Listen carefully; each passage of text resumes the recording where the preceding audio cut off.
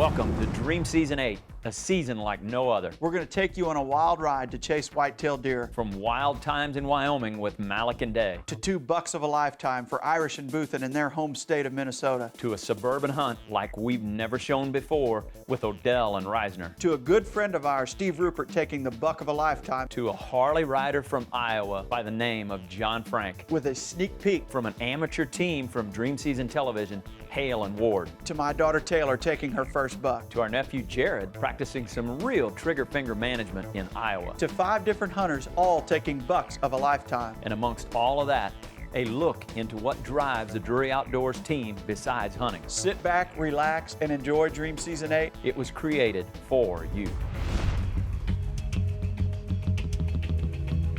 You know, I'd been out west before for a lot of reasons, but never had been to the great state of Wyoming. For once, we're on a hunting trip and we're on time so far.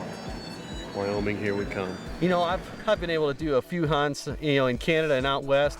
Greg's never got to go, so it was really cool to see how excited he was to head out west. Well, when Rick called and said that we might have an opportunity to go out to Wyoming with Trophy Plus Outfitters, I'll tell you what, I've never been out west, and I look forward to the chance. I jumped at it, actually. Well, like always, we packed way too much gear. So when we got to the airport that morning, it was a big fee to get it all on the plane. Well, 160 bucks later in excess baggage and overweight baggage. Hopefully it goes better from here. You know, Mike couldn't be there to pick us up, so he sent one of his trusty ranch hands, Joni, to pick us up. I'm sure she didn't know what she was getting into. Once again, Rick had way too much stuff, and somehow I got the honor of packing it in a vehicle that was way too small. Hold your breath. You know, finally I got everything stuffed in that Explorer. I stuffed Rick in the back seat. It was time to find some place to get a hunting license. About an hour later, we rolled around the bend and there's Aladdin.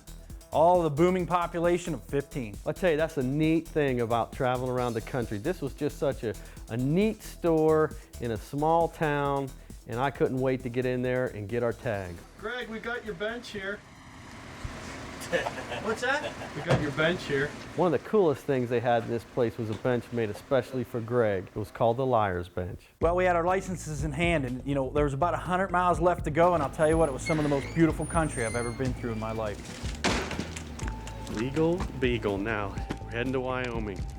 Get the tree. Well, with our licenses in our pockets, it was time to complete the drive over to Wyoming and get our bows set up and do a little scouting. You know, we rolled up into camp. The camp was actually in Montana. So, you know, we rolled up into camp, and the first thing we did was what we love to do most, and that's shoot our bows. You know, I was so pumped to get out here. I'd never been to Wyoming. We've never hunted deer in September, but we're here, Trophies Plus Outfitters with Mike Watkins.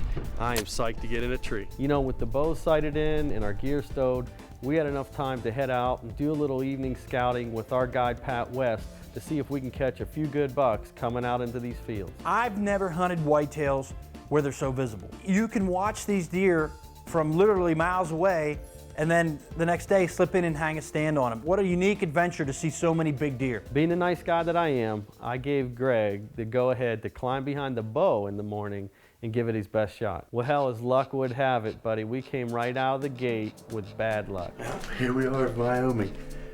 It's like when we get together, bad luck follows. We have no water and no power. So we've got the body deodorant and the regular deodorant. We're gonna make do with that and see what happens. My turn to hunt. I'm totally psyched. No power, no pump for water.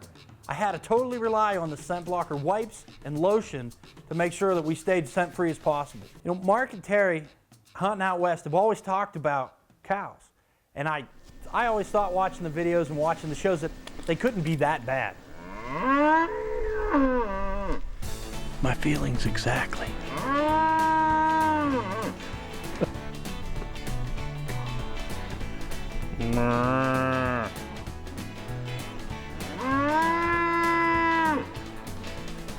That's the part of hunting I like best, the calling part.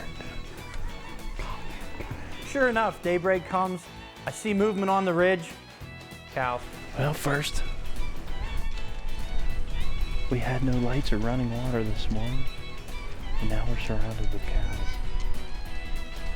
The hunt can only go up from here. When you go on a hunt out west, you never know what to expect. I was still hopeful that we could see some deer that would maybe work their way through the cows. Once Rick started calling to the cows, though, I pretty much knew the hunt was over. I am definitely eating a hamburger today, or steak, or ribs. Let's go. See you guys. The first day proved to be uneventful. We didn't really see a big deer. We saw some cows, but I was looking forward to the second day and Rick getting into the stand. It's morning 2 in Wyoming, and I'm up. I'm psyched. Well, we felt all our bad luck was over by that point in time. We moved out of the area with the cows. We were heading to a different spot on a different ranch. Well, here we are. 5:20, my first morning to hunt, and where am I sitting? Alongside the road in a dead truck. Our guide Pat was able to flag somebody down, so he's heading back to Alzada to get some gas, but I think my morning's done. Well, you just have to laugh and keep pushing through. We knew we'd get out there eventually. If it weren't for bad luck, we'd have no luck at all. Sing it, brother. Sing it. Well, Rick and I tried to maintain a positive attitude.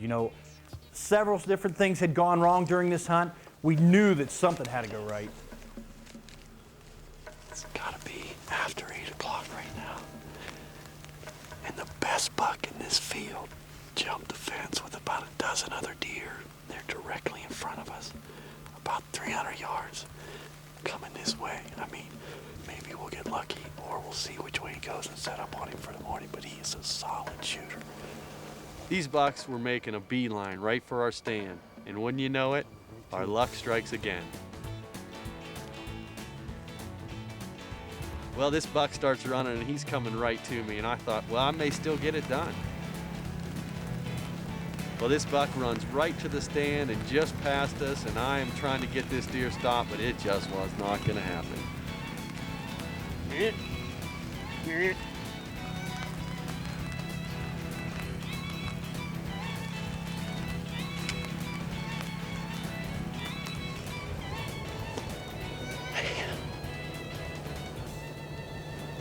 Those bucks were all coming right to us.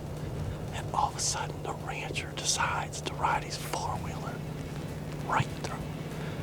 He's an awesome deer. He came right past us. I just couldn't get him to stop, and I wasn't going to shoot at him moving like that. He's just right down in there. Looking back on all those things that happened to you that are perceived as bad luck, it's easy to get bummed out about those things happening and spoiling your hunt. Well, that's the end of the show. That buck was right out there. That good one we're watching. Mike just drove up. What a morning. What an awesome time, even though I'm still stinging. Well, we felt that our bad luck was definitely behind us. It was my turn. Third day was my turn to be back in the stand. We got into the set early, and everything was perfect. The wind was perfect. We were well in advance. We were scent blockered up. And here comes the does. I'll tell you what, it was just like it was scripted. A little cloudy.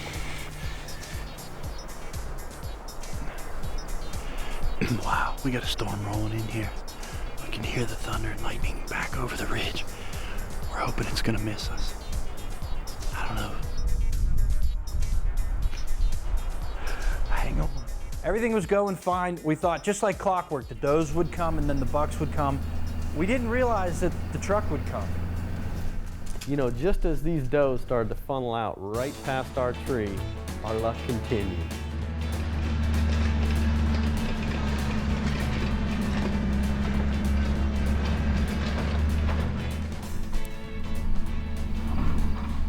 In Wyoming, this is like Main Street. He's probably just going downtown get some bread and milk or something. Those does ran out of there, and I just looked at Greg and I felt bad, and he just laughed, and we had plenty of daylight left. We thought, let's just keep hunting. Rick and I on this hunt, I'll tell you, we tried to maintain a positive attitude. We just figured that, everything that was going wrong, thing after thing after thing, we had to be in line for some good luck. Well, boy, I'm glad we hung in there, because it wasn't long and those does started falling right back into those bottoms. As a videographer, I was really focusing on trying to get these deer on camera. The problem was they were all coming from behind the stand. 7 o'clock, I was really scanning the woods. Sure enough, from behind us, here they come, bucks. As I stepped out from under the stand, It was 2 different muley bucks. We were running out of light. It was getting pretty dark there. Well, I was trying to get this deer on camera directly underneath our stand, when all of a sudden, I see Greg start to draw his bow. Well, real quick, I zoomed over and outstepped a beautiful whitetail.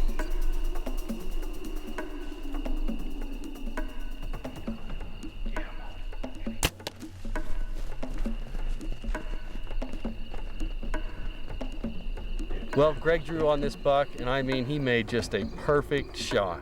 When I released the arrow, I thought it was a great hit. But that deer went out and stood and stood and stood. I thought the deer was going to tip over, but it just never happened. You gotta be kidding me, dude. You gotta be.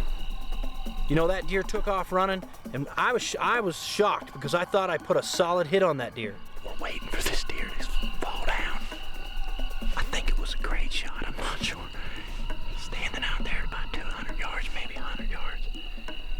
He's just standing there, he's all stuffed up, he won't go down. I don't know what the deal is. When you get in doubt on a whitetail, the best thing to do is back out and let that deer go all night. You know, we got back to the truck, and Mike Watkins suggested that we go in the truck and look through the field. Man. Get out here, this thick stuff right here. Yeah, I'll look over here. Hey, man. What? All right! Yeah! All right, Mike, thanks. Oh, my goodness, let me out of this truck. Look at that deer. All right! You know, we didn't go 100 yards in the truck, and Mike said, look there's your deer. Gotta love it. Look at that. Oh, man. I couldn't have been happier. My first Wyoming whitetail, my first Western hunt. I'll tell you what, this place is unbelievable. You know, what an incredible hunt to be able to come someplace in September. Most eastern states don't start their bow hunting season until October and November. You know, we were able to get out here early and harvest this great animal, man, thanks to Mike Watkins and Trophy Plus Outfitters. I'll tell you what, he's got some big deer walking in here, and we really had a great time. You know, we were pumped. After only a few days and some hard hunting, the PA boys had a buck down, and now it was my turn. Once we got my deer recovered and squared away, it was Rick in the saddle for the rest of the hunt. The next morning, it all came together. We made an aggressive move on a deer that we saw walk past the tree, the same tree twice. It paid off. We got in there well before daylight, and you know, we could see deer on the field, but we certainly could not see nearly as many as we had seen the day before. But we felt that there probably could still be some good shooter bucks out there. You know, it wasn't long until I looked over to the left and I could see deer starting to come around the bend. When those deer started piling up out of that little draw around that bend, I couldn't have been more excited. Well, the bucks just started pouring out of this little draw, coming right up to us. Man, it wasn't long, we had deer all over us.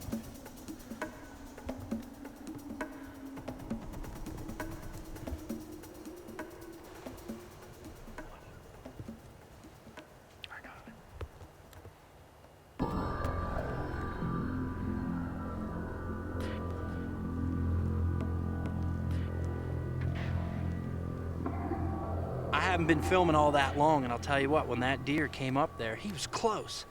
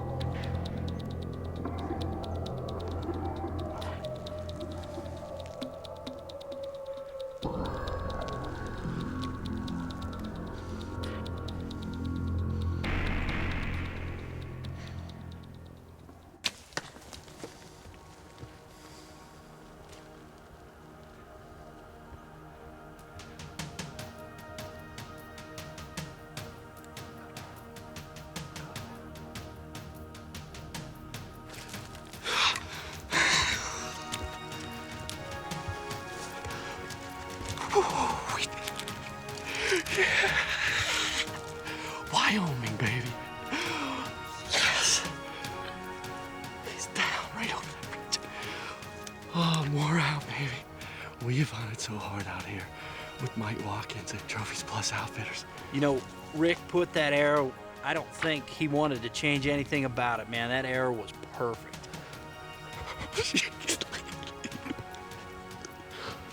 Oh, we have worked so hard for that. You know, I was so pumped up to actually be able to harvest an awesome deer like that in early September and able to roll back home and start the Pennsylvania season. Well, that deer, when he ran off, you know, he had signs of being hit hard. He was stiff-legged, his tail was tucked. You know, we went ahead and waited for the outfitter anyway because we couldn't find much blood at the arrow. Say, buddy. Success? Yeah, baby, it's right there, man.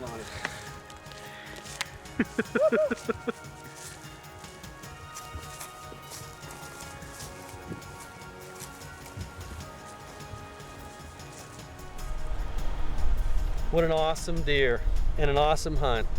We're out here hunting with Mike Watkins at Trophies Plus Outfitters, and this has just been an incredible week. 2 days ago, Greg took an awesome deer, made a great shot on that buck. Sure enough, this morning, this buck with, I don't know, 7 more bucks at least came out. They were all right under the tree. And he gave us a great shot.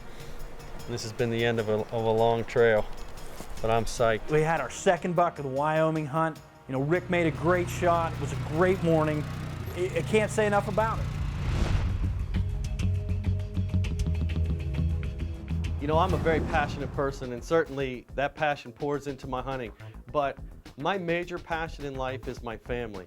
I have a 4-year-old daughter, Madison, and a 3-year-old son, Luke, and truly, they are the loves of my life. You know, every time that I can spend at home, I travel immensely with work. So when I can be at home, that's where I want to be, whether it's taking the family on vacation or taking my kids to sporting events or introducing them to the outdoors. You know, that's my true passion in life. You know, apart from hunting, my biggest passion and something I've done all my life has to be soccer. I played since I was 5 years old. You know, actively I've quit playing. When I turned 35, I quit playing, but I'm still involved in coaching high school and club soccer, and I actually get to do quite a bit of refereeing on the college level. It takes a lot of time to do that, add that in with the outdoors, and I put my family right in the middle there. It's quite a busy fall, but you know, it's definitely what I love to do. You know, here it was, time to see them cam tractor pictures and maybe pay off and we'd see one of those devils. You know, everybody always dreams of shooting a buck, you know, opening night of the season, and, you know, I think we got a good chance this year. Showtime.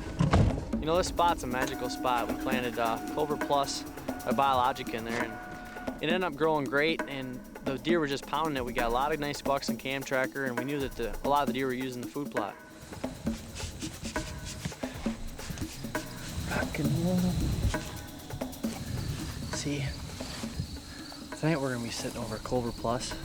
We call it a horseshoe food plot, and it's mint. It's an awesome food plot. All the beans are turning yellow, so they're completely off the beans now. So they're basically living in the corn, eating corn leaves and the ears, but they're coming out of the corn and coming through the woods into our Clover Plus because it's just getting pounded right now. And when we get in the tree, you'll realize what I mean, because you can see the big holes where they're just been sitting in one spot and then just transferring all over the food plot because they got mowed down in a lot of places, but it still looks good, and there's a lot of deer coming to it, so we're gonna run in there and see what happens. You know, all the hard work planting them food plots paid off. You know, got in that stand at night and there was deer moving all over. That's pretty cool. We just got in our stand. This is opening night of Minnesota archery season. I'm hunting on mine and Jason's lease. We're hunting over some Clover Plus we planted. Last year we planted like biologic in here, but nothing grew because it was so dry. This year all of our food plots grew awesome, thank God. But they're pounding all this clover right now. They're not even hitting the beans or nothing anymore because they're dying out. Now they're hitting the clover. And we just got in our stand. And we already had deer out here feeding, but we're pretty psyched up about this place this year because we got a lot of nice bucks on cam tracker, so we're gonna sit back and pray to God that something walks out. Well, when you got a good food plot like that, you gotta have confidence that you're gonna see a good buck. We make sure we got all the shooting lanes cut out before we hunt.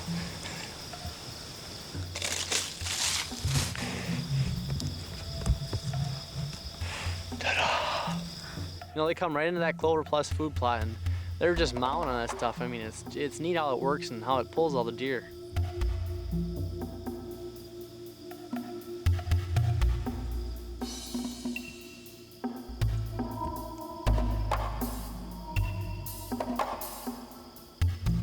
Sure enough, time went by and we watched the doe feed for a while, and she went back into the bedding area heading over to the corn. And all of a sudden Jason looks up and says, shoot her coming, shoot her coming. And I'm like, whatever. He's already starting this. When I seen that buck coming, and I told Eric, I said, don't even look, just grab your bow with the big shooter. Calm yourself down. But sure enough, I look over and there he was with a couple does, and they're all feeding right in front of us, probably 60 yards out. Ooh, that's a good buck right there.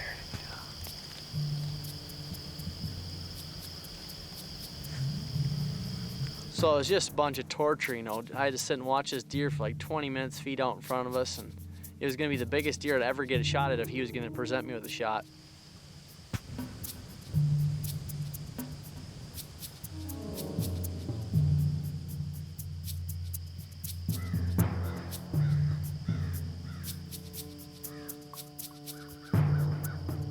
Well, sure enough, you know, the does fed right to us real quick, and they were eating underneath the tree. I'm like, well, they're gonna make good decoys. They're gonna bring them right in.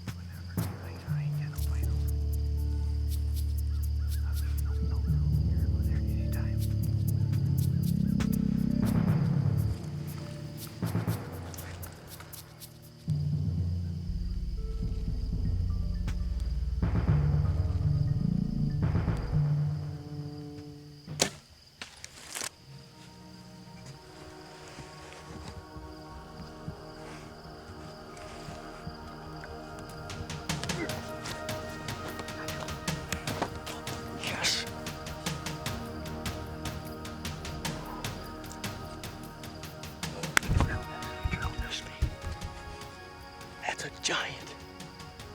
We put so much work into these food plots. This is our lease. We've never even got a shot at a big buck here yet. We come here opening night. Opening night, I just smacked a mongo at 40 yards. Take this camera for a second. The cameraman's leg's been sleeping. Cameraman's his leg is. Oh, Rupert. The old cameraman's been down in a knot for. Are you clear? Oh yeah. You drilled him. I smacked him, didn't I? Yeah. Oh. Can't even feel my legs. He's got...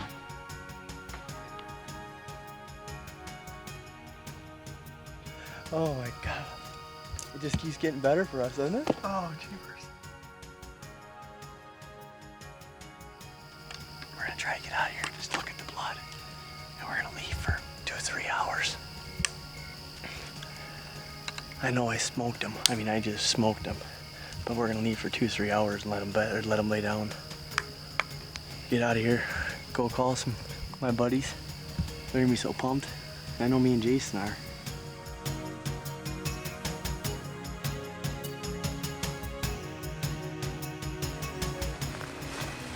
There's a whole bunch right here. Oh yeah, corn.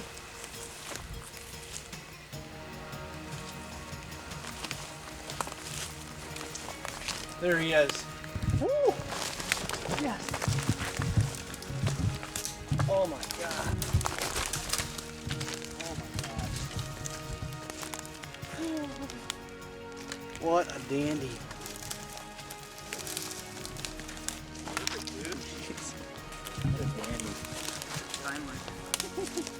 Well, I tell you, you look at this dandy, I'm one happy hunter right now. We come into this food plot tonight, not knowing what was gonna happen because there's a lot of good sign in there, and we seen got a lot of nice cam tracker pictures of some deer, you know, and I had no idea this bugger was gonna walk out. We never seen this deer before. And I mean, he come on the other side of the tree and Jason spotted him and I about dropped out of the tree. I couldn't believe it. And he sat and fed for a while, you know, and he was with the does, and the does started walking away, you know, and I was gonna take a 50-yard shot, and then I didn't, and he's fed a little bit longer, and then he started walking towards the does, and I'm like, well, it's now or never, you know, and I got the old rangefinder on him, and I ranged him at like 46 yards. I'm like, well, here it is, now or never, Eric, you know, and I practice this shot all the time. Well, I put her on her, and I mean, my arrow made its mark, and I mean, I was so happy when that arrow hit the deer because I knew that I'd just smacked him. And I'd smacked the biggest deer in my life, actually, with a bow and arrow. And I'll tell you, here it is, proof is in the pudding that food plots actually do work. And this is one hunt I am never, ever, ever gonna forget. What a dandy.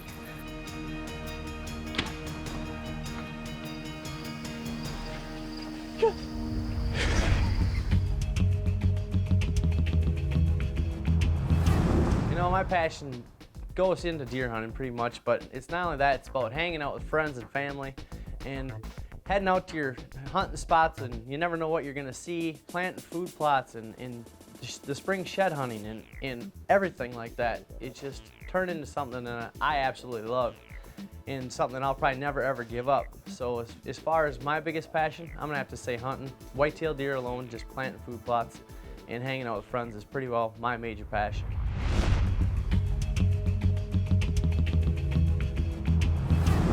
You know, for us, hunting really never stops because when it comes to January, February, we're thinking about where we're going next year. And as soon as spring gets around, me and Eric are out there planning out where we're going to plant our food plots. We're starting to break ground. And, you know, this year we went into it a little extra heavy. We got out there and made sure every step was took. And this year we went out there, we lined all the fields, we fertilized everything the way it needed to be. And, you know, we got a couple Clover Plus fields. We got one in particular, the horseshoe field we call it, that we're really excited about hunting in. Well, it's October 2nd, and we're going back to our magical biologic field. This is the same field where Eric killed his buck a couple weeks ago, and I got a lot of confidence in the spot tonight.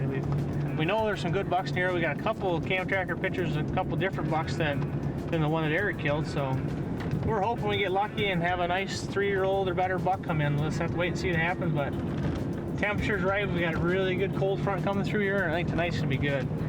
You know, Eric, first night out in that Clover Plus field, opening night of the season in Minnesota, he killed this a beautiful 140 class 8-pointer, and you know, we were gonna let that stand rest for a few days and get back in there. A little windy, but I think it's gonna calm down right before dark. It's gonna be a good night, I just feel it. You know, that particular stand needed the south wind, and once you know it, it took 2 weeks before we got a south wind again, and just so happened that Eric was getting on a plane to go to Alberta with Mark and Scott Schultz. You know, Jason called me that night, and he asked if I could maybe go out and bow hunt one last time before I went to Alberta with Scott and Mark, and I'm like, I don't think I can make her tonight. So now I know the wind's gonna be perfect for my stand tonight, mine and Eric's best spot.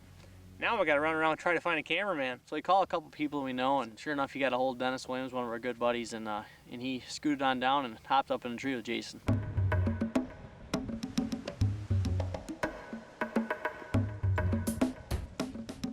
Wow, we're back in our favorite little food plot here. I got me a new Lucky Drury Outdoors hat. It's our new color this year, so I'm hoping that's gonna bring me some luck tonight. We got a new cameraman tonight, old Mr. Dennis Williams behind the camera.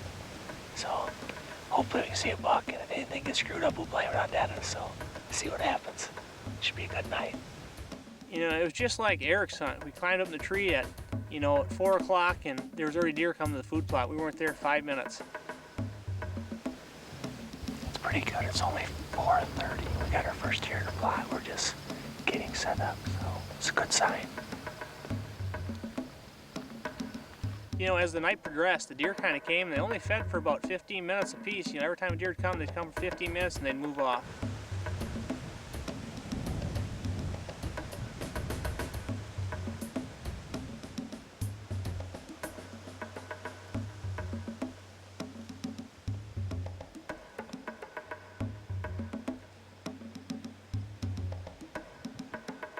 You know, after about 5:30, we were starting to get a little bit nervous because we went for almost an hour without seeing a deer.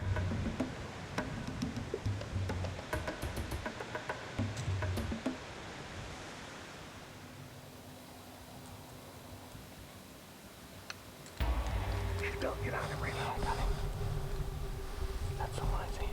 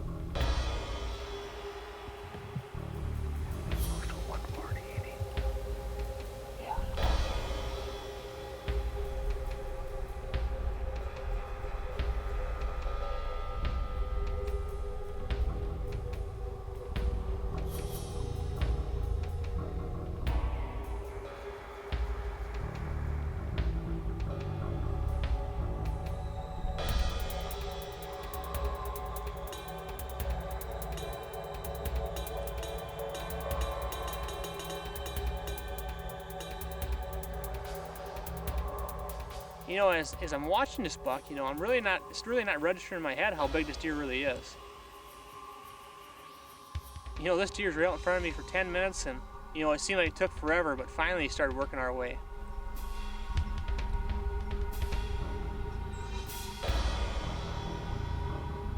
You know, when that buck came up there and, you know, hit that rangefinder, and that buck was at 41 yards.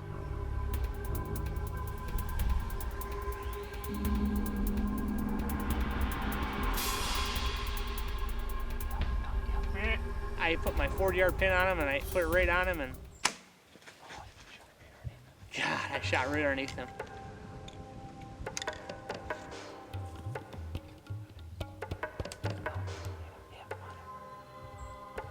You know, sometimes it's better to be lucky than good. You know, that buck wheeled around and came in even closer. It came to about 32 yards, and that second shot hit the mark. You know, when that buck was leaving the food plot, he was kind of looked like he was right on his nose. You knew he was going down. How about that, Dennis? Oh, I think he got him. He ran off on a death run. Yeah. He acted like he was, you know, I studied him at first. I thought he was a 140. I'm not sure how big he is. He might be a 130, might be 140, 150. I'm happy. That's one of my biggest bucks ever in Minnesota. I am pumped up out of the magical biologic field. This Clover Plus field has been just awesome to us. Just my luck, I guess. I missed in the first shot. The buck ran over here and stopped and gave me a second shot. Look at my quiver was falling off. I luckily got another arrow in it, and I think I made a good shot on him. He was really pounding. It looked like he was going to tip over right there. But we'll just have to see what happens. That's what we're in Minnesota chasing these big bucks around for. Now they say it's biologic is the key right here. Clover Plus has just been our friend this year. Our second big buck out of the same tree. Awesome. Awesome. You know, I knew we were gonna have no problem finding that deer, but I decided just to go back and try to call Eric and see if he'd come out and help us look for it. Gonna need some help tracking there, mister. No, they were telling about the story after it all happened, and I couldn't believe it, so I had to come out there and see it from my own eyes. You know, it's always a lot more fun when you can share the hunt, you know, with some of your friends. So we went back and got a hold of Eric and his cousin Lee, and they all came out and went and trailed that deer, and, you know, he didn't go 85 yards. There you go, boy. Here's my buck. You bet. He is a nice one. He is a whopper. Look at that. He's bigger than I thought he was. Look at the size of that G3. That is a monster buck from Minnesota right there. It's hard to believe that, you know, Eric and I just, after tonight, we just both killed our two biggest bucks for life out of the same tree, off the same food plot in the same year. Both killed them on Saturday nights. He killed his opening night. I killed mine October 2nd, which is the night. It just been an unbelievable start of the season in Minnesota for us. It has been. It's too bad that this year wasn't our season premiere dream season. We're just starting, you know, because I mean we're smashing them right off the bat. We're just smashing them. You know, we're having an awesome year. And it's like you said, it's October 2nd. And you just shot the mature buck off a food plot an hour before dark. Now, how often does that happen? You do not see it. You don't. It never happens. Never ever. No, this is the first time this buck's ever been spotted, as far as I know. Yep. I mean, we've never seen him before, and your buck that you killed on the open night on September 18th was the first time we'd ever seen that buck. And this is only actually our third time we've ever hunted the stand, so we got pretty good results. 2 out of 3 times we killed a mature buck, and this one here is my biggest buck of my life. He's my first 150 class deer, and I am pumped up. Attaboy. Awesome.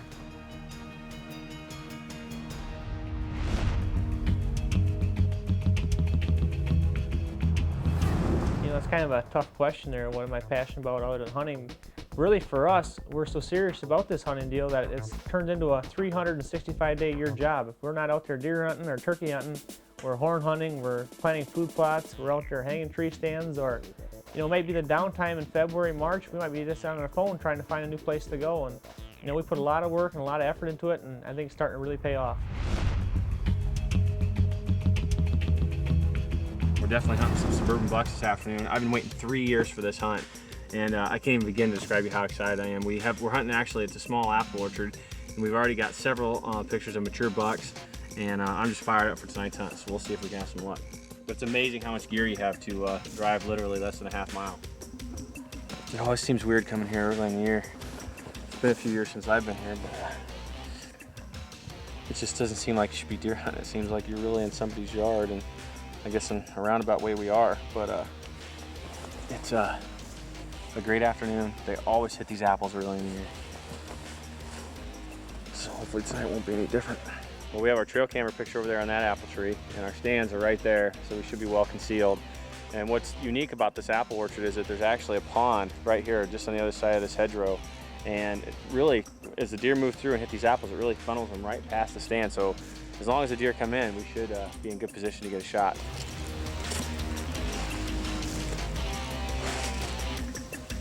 It's time to eat some deer.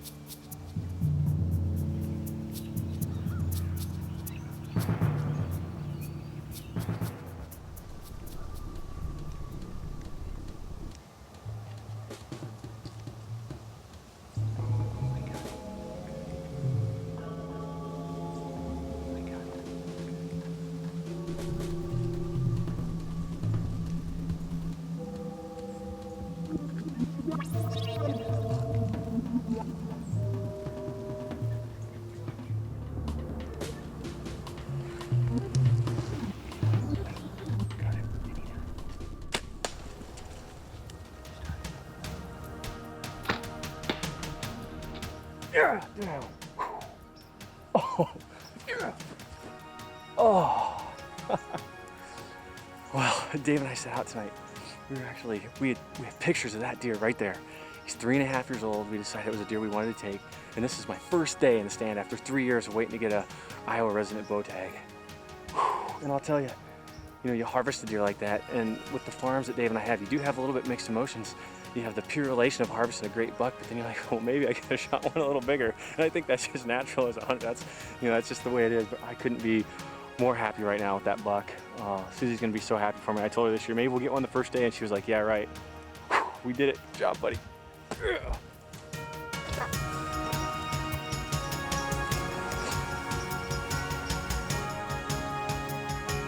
Here he is. It's my first day hunting here in Iowa. I can't believe it. This is the 3.5-year-old deer that we have pictures of, the trail pictures of, and it's a deer that Dave and I wanted to harvest if we had the opportunity. And first day I get to hunt, he comes out, and I made a good shot, and I was able to take him. I'm super excited. I can't wait to show the kids. They're going to be so pumped for me. We've been talking about this the last couple of weeks. I told them I couldn't wait. For the first time in 3 years, I have an Iowa resident bow tag, and I couldn't wait to use it. So what a great deer and a great hunt, and I guess now this means I'm behind the camera for a while, and I can't wait.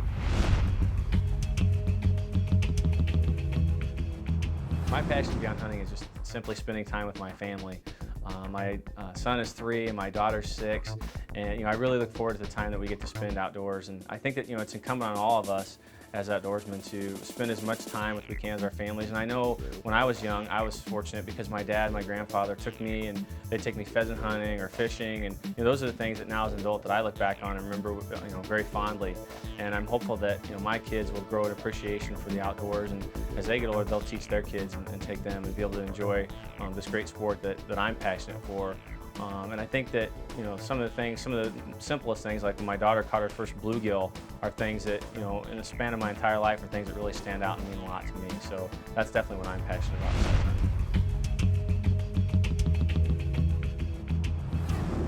about. As this rut progresses, so progresses the footage I'm getting on the Wildlife Eye.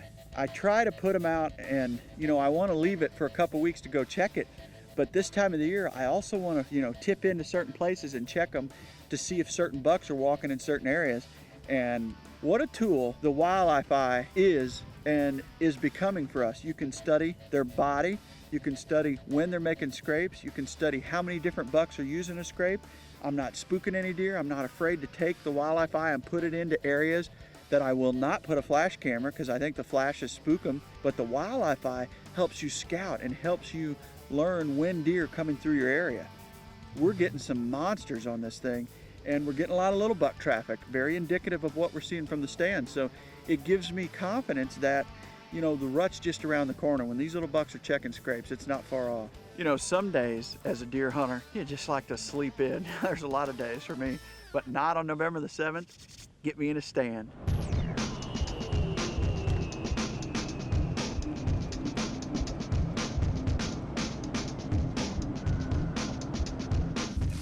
I think they're gonna rock today. I hope so. They usually do. These are the days we wait for all year. The 7th, 8th, 9th. It's dark. We're gonna slip in here real quietly. We're going half a mile in, maybe a little bit more, into the middle of a 260-acre block of timber. It's the same set that I killed skyscraper out of last year, so our hopes are high. The wind's right. The winds are falling into our favor. Tomorrow there's supposed to be a southeast, so we're gonna go to the other end of the farm and hunt another good spot. But we'll see what gives this morning. I'm going back to the same area that I killed skyscraper out of. I've moved the stand about, I don't know, 10 yards, maybe less, 5 yards, into a bigger oak, a tree that affords us more cover. November the 7th, my hopes are high. I'm in the middle of a huge block of timber, and the first thing we hear are footsteps. It's a beautiful sound to a bow hunter to hear that deer coming, and then all of a sudden they quicken the pace, and I know it's a buck dog and a doe, and I hear meh, meh, turn around, all I see is rack.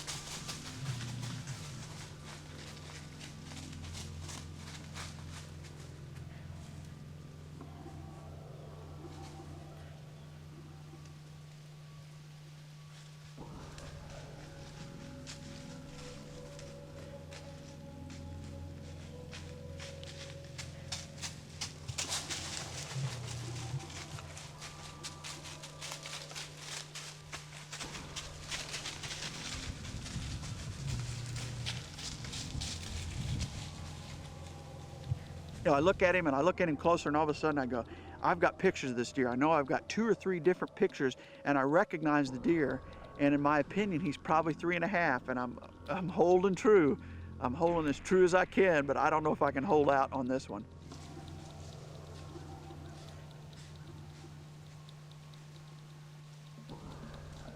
Buck comes in, dogs the doe right under us, leaves, and I'm thinking, man, I may regret this decision. That was a beautiful deer. I may regret that before the season's over with, but I think that deer's 3.5. Gorgeous buck. All of that took place straight downwind. They came from our downwind side. He chased her on the downwind side. They're leaving on the downwind side with no detection. All right, November the 7th, north wind, the high today is 50, and I really didn't see the movement that I thought I would out of that tree. I'm gonna climb down, we're gonna have a quick lunch, and we're getting right back up.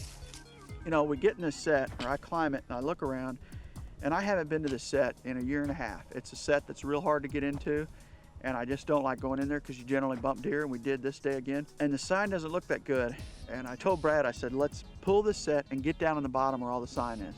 So here it is, November the 7th, you know, and I'm scratching my head, wondering whether my decision's right. I pull the entire set. We walk 300 yards with the set, put the set back up. Now I'm starting to get hot, and you just wonder if you're in the right place. Nothing like pulling a set, hanging a set, and then trying to stay set free. It's impossible. Boy, it's down on this beautiful bottom though. It's thick, it's tight. There's gotta be some bucks in here on November the 7th. It didn't take long to realize we had made the right choice. He turns up the bottom, boom, then he turns right at the stand.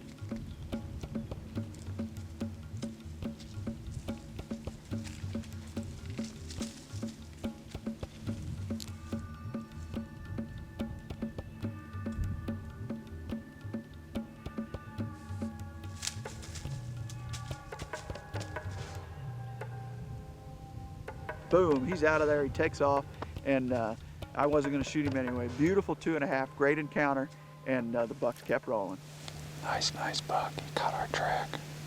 2.5-year-old deer, beautiful, beautiful 2.5. I think we saw him somewhere else. I don't remember where it was, but I remember those G1s leaning out. I remember the buck, I don't remember where we saw him though. Beautiful deer.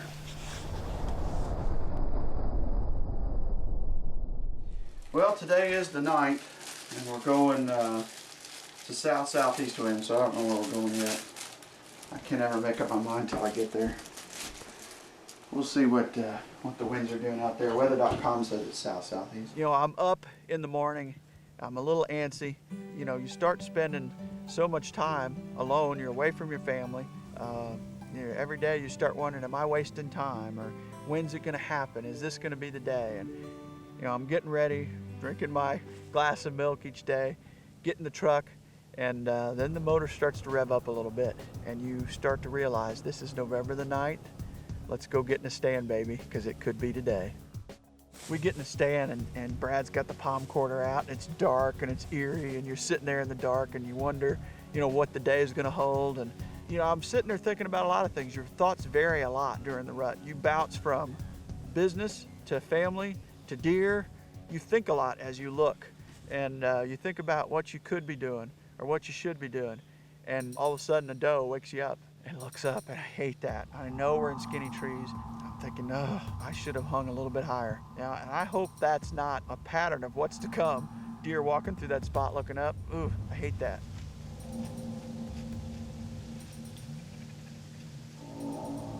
So I'm just sitting there, and you know, it's kind of slow out today, and I'm starting to think, did I choose the wrong stand? And it's 7 o'clock, it's 7:30, and we've been seeing deer during this period, and nothing. One doe. Then a gift that was sent from the deer gods, sent from the heavens, appears.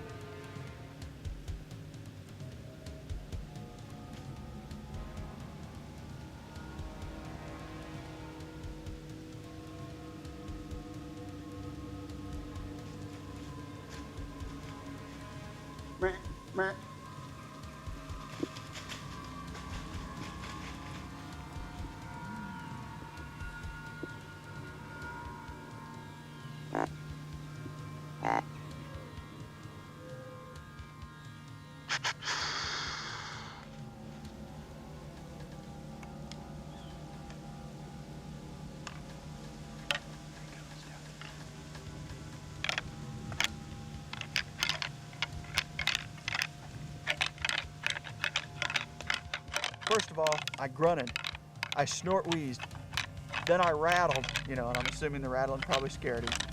And I look back up, he's coming back right there. And here he comes again.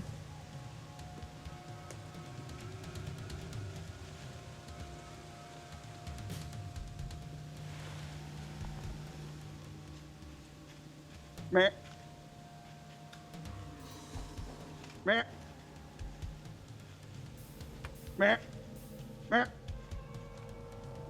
Meh. Meh. Meh. I'm not on.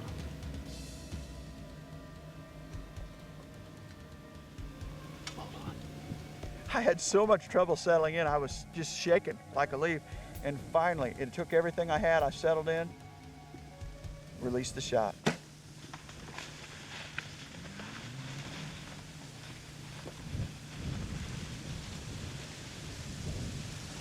And then I look up, the deer starts going down, down, down, down, 30 yards, down for the count.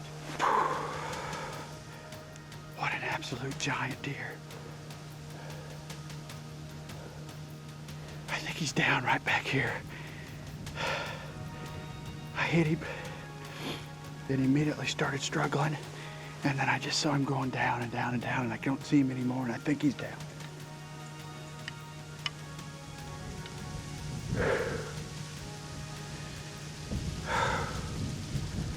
I gotta sit down. Oh God, what just happened? He came in. I'm sitting here talking to Brad, or I'm sitting here. Brad's looking this way, I'm looking that way, and he came where Brad's blocking him. I'm with Brad Clement, and I can't see him till he's right here. Grab the bow, get the footage of him. He probably sees us moving. Doesn't know what we are, but he eases out of here. I hit the horns, I grunted, I snort wheezed, boom, he's coming back. He won't stop at 30. He stops out there at 35. I think he's down back here at about 60 or 80 or whatever, I don't know. Oh, what a giant hog, what a monster. It's what we live for, November 9th. I've passed so many deer, just waiting for a mature deer. And baby, that one was mature. That is a mature deer. big broadhead. We believe in big cutting broadheads, strychnine, and I hit that deer apparently through the jugular or through the carotid. He went 30 yards and died. Luckiest guy in the world. Look at that deer. What a buck. Yeah. What an unbelievable deer. On November the 9th, 1 year to the day, almost to the hour, I killed this deer at 8 o'clock. I killed Skyscraper on 9 o'clock on the 9th. Today is November the 9th. Words can't describe what a dream this is. You know, we work really hard, and I've been going since September the 1st, virtually. Very few days that I haven't been in a stand or out spotting and stalking or trying. You spend a lot of days away from your family and your friends and away from business, but it's what we do. It's a passion that burns inside, and the only way to answer that calling or to answer that passion is to go and be out there. And we've had some incredibly beautiful deer in and around us. 3-year-olds. I passed a really nice 3-year-old 2 or 3 mornings ago, and I said, I may regret that. Well, I am not regretting it at all right now. This deer is absolutely monstrous. What a buck.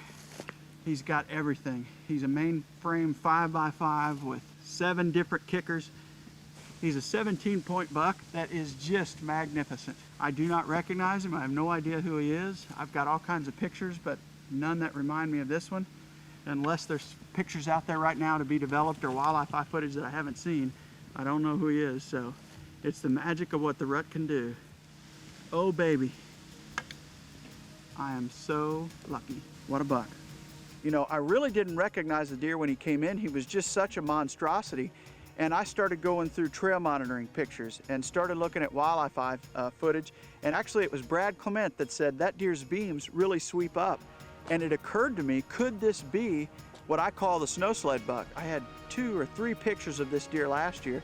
Then this year we put the wildlife eye out, and it was the first big buck I got on the farm. We went back, we looked at the deer. He has a fork G4, he's got a little curved G1, and those beams sweep upward as well as that kicker coming straight off.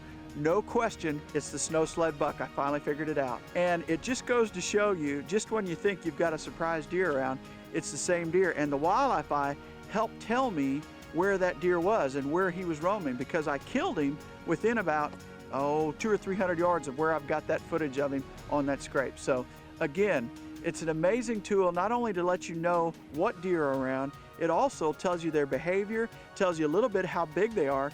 Although I guess that deer, when I looked at him in the wildlife eye, that awesome footage of him making that scrape, I guess that deer to be 175, 180 inches. Much to my delight, he's a little bit bigger.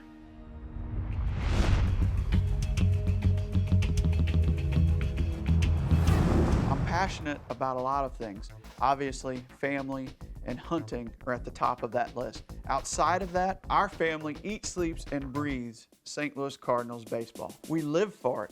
We go down to the games. We watch them here at home. From the first pitch of the season to the final out of the season, we're paying attention, whether we're on the road listening to it on the radio, wherever we're at. And we've had the opportunity to meet Mike Matheny, Cal Eldred, Jim Thome, some of these top players, and I'd have to say it's been a real highlight in my life. The opportunity to meet those guys has been a real blessing for myself and my family, and I'm going to stay passionate about it for a long, long time.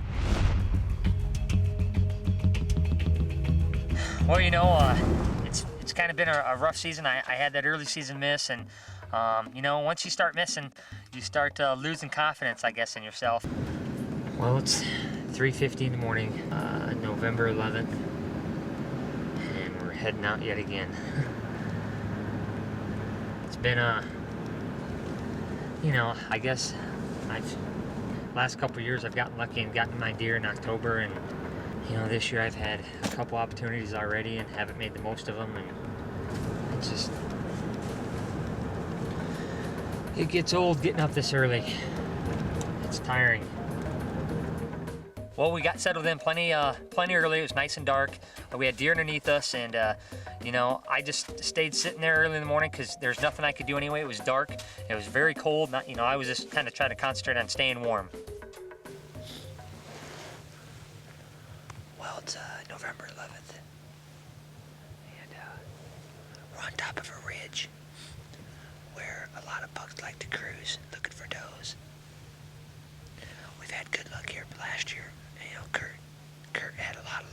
about the same time. And we think we're hung in the right spot to see good deer movement. We've already seen at least 2 bucks this morning, right at first light, and even one at pretty much dark. Already come cruising through here, so we're hoping to catch one of the big boys coming doing his thing, and we'll see what happens.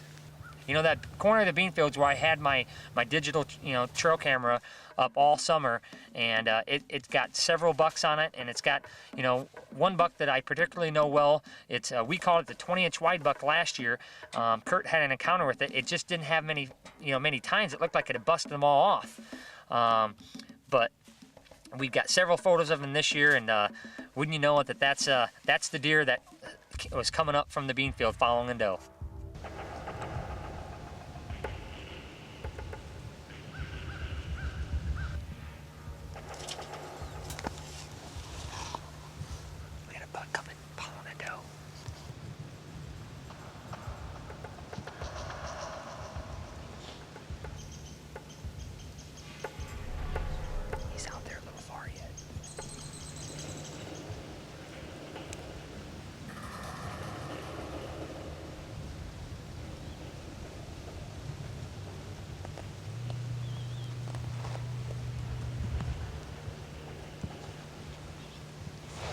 He's gonna scare me. That's a buck. We call him the 20-inch wide buck. Courage had several encounters with him last year, and he's torn up on one side. We thought he was broken up, but upon further review, he's got a screwed up rack on his right side.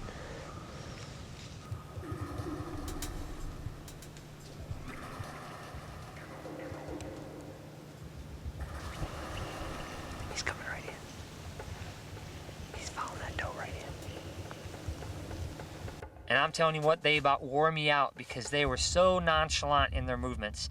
It wasn't the regular chase mode. It wasn't the where they're cutting them off. It was just a follow my leader in a sense, and the doe was leading that buck right in on us.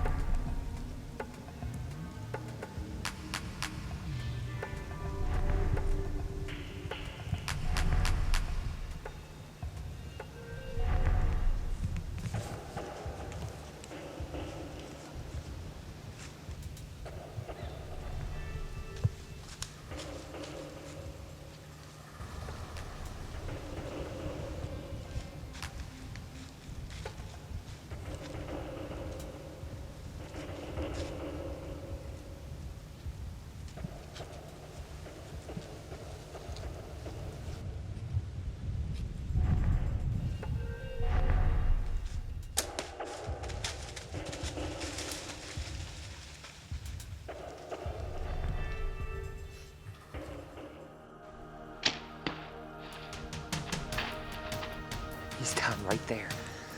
Whew. It's only like 7:30 in the morning. The sun's just come up in the horizon. It's a beautiful north wind. We've been waiting basically all year for a north wind for this set. And it's pretty much our first time in here. And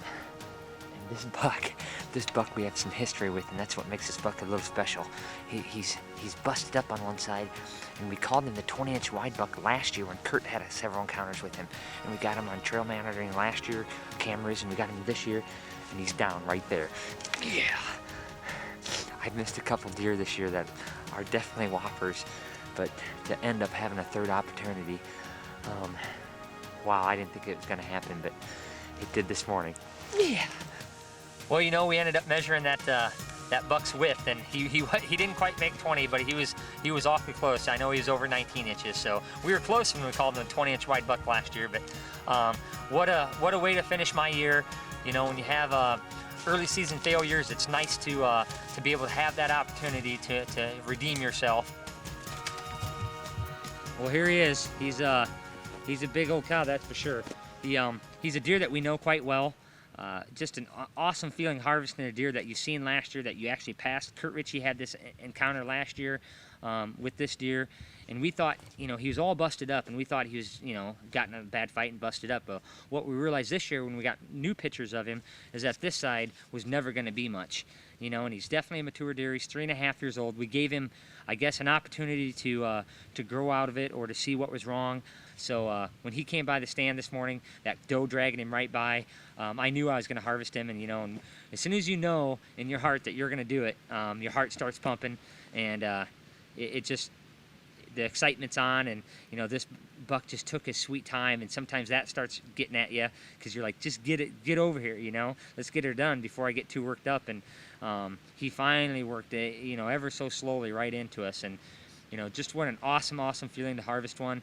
I've had some bad luck this year, and shooting a little left, hitting a tree, and you know, it's just, that's what happens certain years. And, you know, certainly this isn't my biggest buck, even that I've had an opportunity this year to harvest, but he's the one I harvested, and I'm pretty happy about it right now. Well, outside of hunting, I'm a pretty passionate person about sports. You know, I played sports all through high school, and moved on, and basically in college played you know, intramurals, basketball, football, and now basically I play a softball on a softball league all summer, and I roll right into a fall flag football league. And you know, we took the championship a couple years ago, so we got to defend that. But you know, I love playing football. I love watching sports, professional sports. It's been kind of a neat thing to come down to St. Louis. I get a chance to visit Mark and Terry, and we end up going to a Cardinals game, and I've kind of become a huge Cardinals fan lately. So it's been real fun. And then Dallas Cowboys are my true passion for in the NFL. I love football, by far the best. Always been a football fan and always will be. And you know, I'm going to follow those Cowboys, good or bad, and definitely they're my team. This rut is rolling on. I mean, I killed the 194 on the 9th. Reisner kills his buck on the 10th, and now we're going in with Steve Rupert and Scott Rupert from the great state of Maryland. And they were there. They were in camp when I killed that 194, so they got to share some of the after hunt type celebration. And they've been in camp all week, and they have been laying down some amazing footage. 194 and 6/8. Oh my goodness. You know, Steve is the president of the Maryland Bowhunter Society, and you know, they were laying down some phenomenal footage. Steve and his brother Scott had never filmed together before, and Scott was there to run the camera. He had a doe tag in his pocket, and he laid down some great footage of 2-year-olds, 3-year-olds. They also got footage of a bobcat with 2 kittens. You know, these guys got the 2 bobcats, and then lo and behold, the next day they went out and they got a coyote on film. And you know, they had a great week. They had one encounter with a particular deer that we're still not sure whether he's 2.5 or 3.5, but we call him the super stud. I mean, this deer was just awesome. I mean, he came in on Steve. He had this huge rack, real tall tines, had a forked G2 on one side. That's how we knew who he was. He had tall G1s, long beams, long tines, but his body looked so skinny, we still don't know how old he was. So after Steve had that encounter, we decided to put some wildlife eyes out, and we had some fresh scrapes in that area, and that's where I love to put those wildlife eyes. And who do you think shows up the first night we've got that camera out? We get this footage of this buck coming right into the wildlife eye, and as so many of the bucks do, they look at it, they just go about their business scraping, and you can just see what a genetic marvel to see a deer of this size that close, you know, face to face with that wildlife eye. We got clips of him throughout the season then after Steve was gone, on the scrapes, on cornfields, just unbelievable clips of an unbelievable deer. And we'll have to see how this story pans out, because he is a giant, or at least a future giant, thanks to Steve for passing that deer.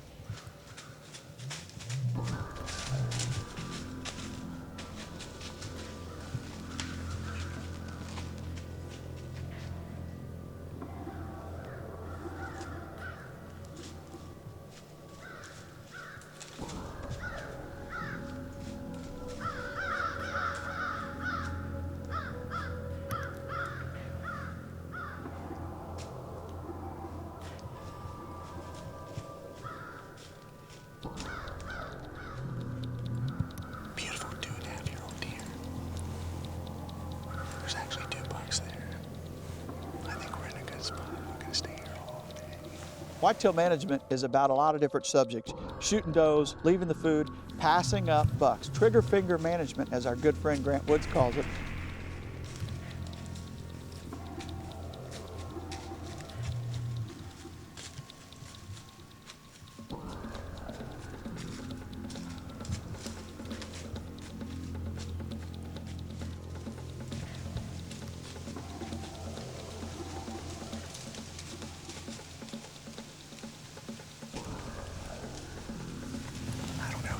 Him up a third time. I just got done rattling and he came in within 20 seconds. He's been around here all morning. Incredible morning. Good camera. Well, one evening I get a phone call from Steve and it's a voicemail, and he says, man, I'm just getting depressed. I'm not seeing that many deer. And I saw him later that evening, and he said, Scott and I are going to go try and shoot a doe. And I said, I'll tell you what, why don't you go to the swing set? It's one of my best spots. Why don't you go in there and try and shoot a doe for Scott? Beautiful view. Nosebleed seats. Got to be at least 30 feet in the air. I'm not used to this. I usually hunt about 20 feet down. Got a beautiful view of this cornfield. So they climb the tree, doe comes in, boom. Scott gets a doe, they're back on a high.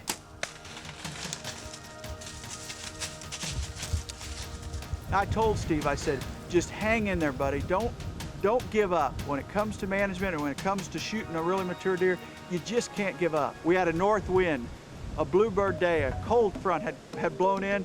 They headed down into where 4 or 5 little draws come together, and it was on. It's about 6:45. It's 11:11. Conditions are perfect. It's a little windy, but temperature dropped 20 degrees, 25 degrees since yesterday.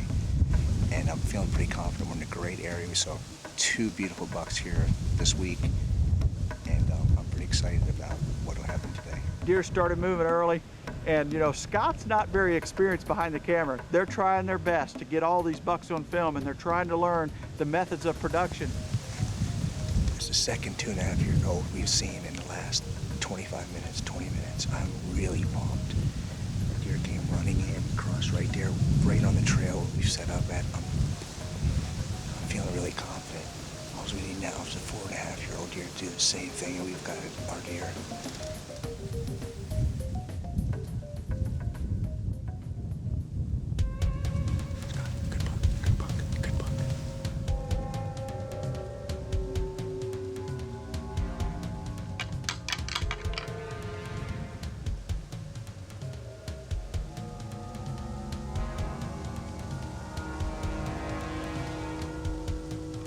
You know, Scott told Steve, he said, here comes a dandy. I think this is your shooter you've been waiting on, brother. Here he comes. This big buck pops up, comes out through the CRP ground, and then he gets into the brush because Steve rattles to him because the deer's not going to come by. He rattles to him, disappears for Scott. Scott's looking left and right with the camera trying to find this buck.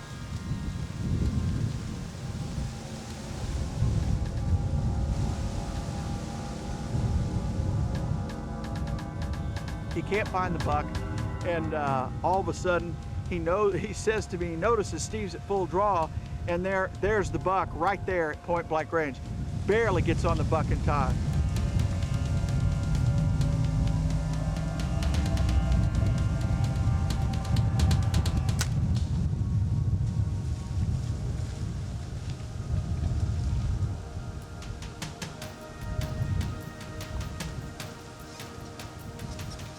Down. Yes, it's baby. Oh my God.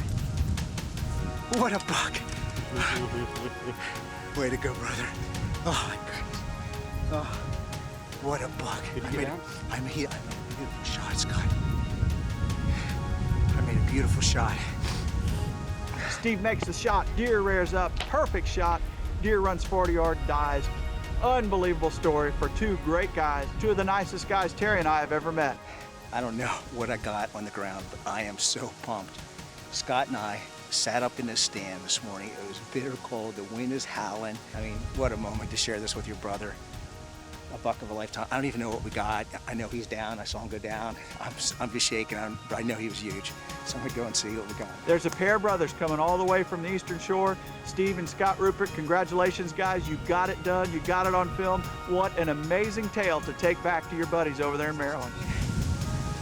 I don't know what he'll score, but my best buck ever. You know, I got a message on my cell phone, and Steve said, get over here, we got a dandy, and I couldn't wait to go join him. Well, Steve, congratulations, Thank buddy. you, Mark. Thank you. I couldn't be happier for you. I'm happy too. That's a tremendous buck and a tremendous story. Yeah. This deer, last year on dream season, Jared had an opportunity at him with his muzzleloader. Buck comes in, Jared passes because we felt like the deer was a little young. And now you get to reap the rewards of what Jared did, and then perhaps next year you'll get to reap the rewards of what you did with the bucks you passed this week. And I think the neatest story of all is the fact that you and Scott are here together. It's just an incredible feeling hunting with my brother. You know, That's having awesome. him up there with me, and I know he was just as excited and happy as I was. This is our deer, and It we is. both worked on it together. It is. Congratulations, buddy. Congratulations. Thanks, Let's Mark. call Terry. He'll be proud for you, bud. Awesome buck.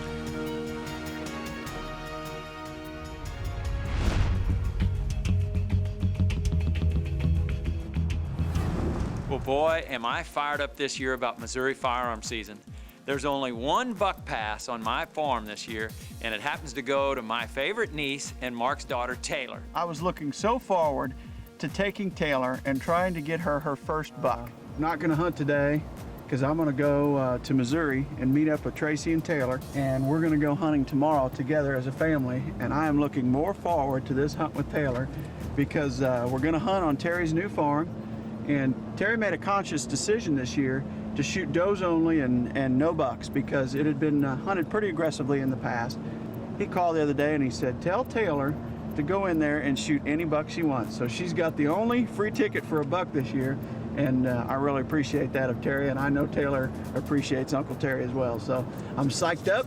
I'm heading down the road. We missed a good morning, but I don't care. I'm gonna go hunt with Taylor and Tracy. I'm hoping and praying that she's able to successfully harvest her first buck this year. Last year she killed a doe. This year we're going for a buck, but first we gotta go to John Williams' house and do a little practicing. Tell me what you got lined up out there, John, for her to shoot at. We've got we had about 1,000 pumpkins planted right here in this little patch. And Taylor's shooting all the remnant pumpkins that we had off the front porch. That's great practices. Oh yeah, the kids love to shoot pumpkins. Well, John had a good idea, didn't he? Turn it into squash. Okay, we've got some pumpkins down here that are about 40 yards, and then there's some down here that are about 60 yards, and then I've got a couple way down there at 100 yards. Of course, we go 220, but she won't have to worry about that. She's shooting a Thompson Contender 223 caliber, single shot. It's exactly what Zach shoots. You know, the recoil is virtually nothing. It's legal caliber here in Missouri, and I highly recommend that caliber starting out a young child like that. Okay, you aim it, and I'm gonna take the recoil right here. Okay, got it. Right over. Oh, she hit it, didn't she? Yeah. Let's see. She put it right through the middle. Zach goes right through the middle. True to form, she was on the money. She's a good shot. How was the kick? It didn't kick at all. If I'd have shot it, it'd have been high. Shoot again. We shot a pumpkin at 40 yards. We shot a pumpkin at 60. We shot a pumpkin at 100. She absolutely center punched all of them. Oh, you blew it up! You blew it up! What's the matter with that? She doesn't even practice. She's just wasting bullets. She doesn't get it from me. She doesn't get it from Terry. She must get it from her mother because she really does handle a gun well. Good shot, Taylor. You're gonna kill a deer, girl. We had some little box blinds, and I felt like, you know, with Taylor and Tracy there and myself, we're trying to film, let's put some camo up and get these things ready so that we can do some moving and maneuvering in the blind and perhaps the deer wouldn't see us. So John and I go out, we put camouflage on the blinds, we're all set. It's gonna be a bluebird high pressure morning. I can't wait to get out there the next morning. I know she's all excited, boy. It's a matter of going through that ritual of getting up in the morning, first getting to bed early at night, getting up in the morning, getting dressed, having breakfast. You know, sometimes little kids aren't real fired up about doing that at 4:30 in the morning. But if I know Brother Mark, he's got them up and at 'em, boy. He's pushing, no doubt in my mind. He's trying to get them moving. Bye. Are you excited, Taylor? Yes, very. I am too, honey. You know, it's a special time when, first of all, I haven't seen Tracy and Taylor in a while, and second of all, we're going for Taylor's first buck. So we get in this little blind, and it's overlooking a logging road one way, and I put the decoy out because I thought, you know, this decoy could stop a buck and give her an extra second that she might need for a shot. Well, I don't show the rattling, but I did a rattling sequence and put the horns down, picked the camera up, and one long, 3 bucks are coming in. These bucks are all 1.5 years. I'm getting great footage of them. And, you know, we're talking, do you want to shoot that one? Do you want to shoot this one? I told her, I said, honey, it's the first morning. let's hold off a little bit. Do you want to shoot any of those, Taylor? So I waited a little while, put the camera down, rattle the horns again, look up. Here comes a beauty. Oh, Taylor, there's another buck. This buck's got a 4x side. He's broken on the other side. And again, I told her, I said, Taylor, I'd probably wait if I were you. And the steam's coming out. It shows how cold it was that morning. He's coming right at us.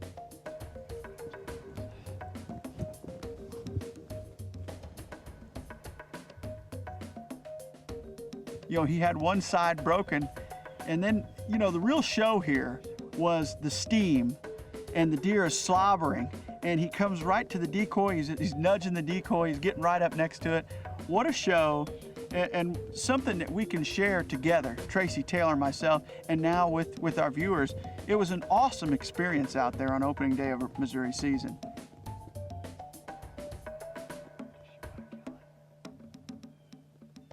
The buck had one side broken, and we said, hey, let's let him grow a little bit. And I got done, and again, Taylor's like, why don't you rattle again? I liked how I came up to that decoy. I know. Just see how the spit coming out of its mouth. What'd you think of that, kiddo? That was cool. Are you getting fired up? Do you like when Dad... Rattle again. Dad, every time you rattle, it comes out. She was equating this rattling with automatically seeing a buck, and I told her, I said, you just can't rattle that often, honey. So we waited a little bit, and it was about 8:30, and I now affectionately call it Muffin 30, because Taylor and Tracy decided they wanted to get some muffins. I looked down the logging road, and a giant is standing there, and he's already got us. He saw us moving around in the blind. Where is he? Look down the log. There on the left, kill him if you're on him, too. On the left side, see him? Left side of the road. Oh. I didn't see him. That's all right, it's not your fault. Buck takes off, and oh, my heart sank. I wanted her to kill that deer so bad. Terry now calls that deer Muffin, and we call it Muffin 30. I don't know if we'll ever see him again, but those blueberry muffins saved his life that morning. Did you see it even, Taylor? No. Did you ever see it? He just got on us too quick. He was nice. He didn't even come out in the road. I know. Had he come out? He saw us. That's big. He saw us already. He busted us. Our anticipation is high for this afternoon's hunt. First, we've got to get out of the blind. Tracy gets out first. She grabs the camera, and then Taylor takes a unique approach to getting out of the blind. It's a little easier to do that when you're 50 pounds as opposed to 180. So I'm trying to get out of the blind, and I can't quite do it. Finally get out of the blind, and Taylor decides she's going to get the decoy, take it back with us. What? She got her deer. That afternoon, we go back out. We go to a little biologic field. We're in another little blind, one that John and I had customized, and it didn't take long. The action was immediate.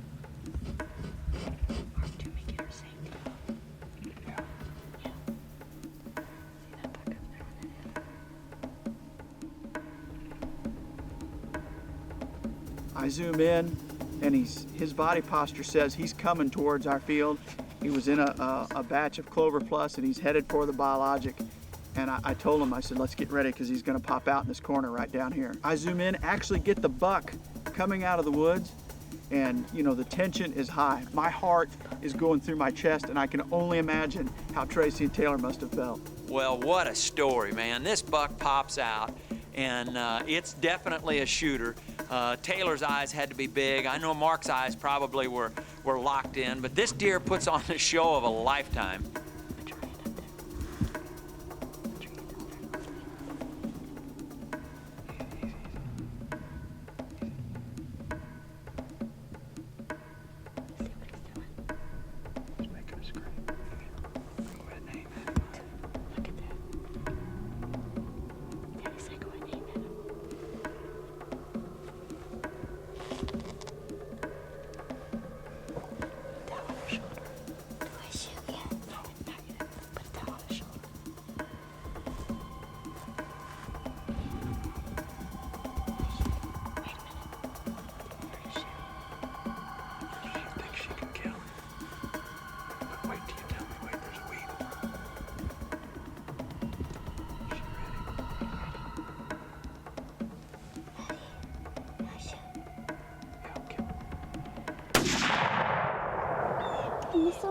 Oh, you got You him. got him, sweetie.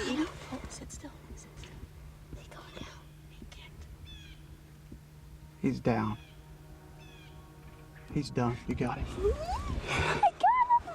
You got a dandy, Taylor. Did he go down right there? Yeah, he's down.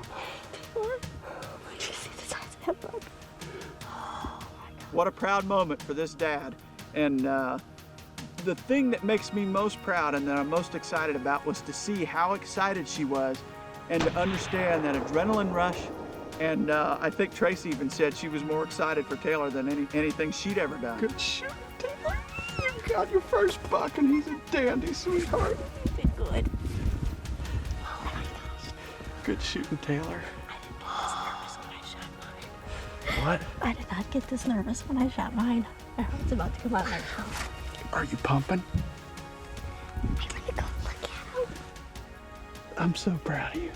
You did everything perfect. Well, all I can say is congratulations to Taylor. I'm excited for her, happy for Mark, happy for Tracy that they got to share it together as a family, as a unit. And sometimes that's what it's all about. It's about spending time with kids, taking the time to listen to what they have to say and trying to show them a little bit about sportsmanship, about ethics, about being a good woodsman or woods person.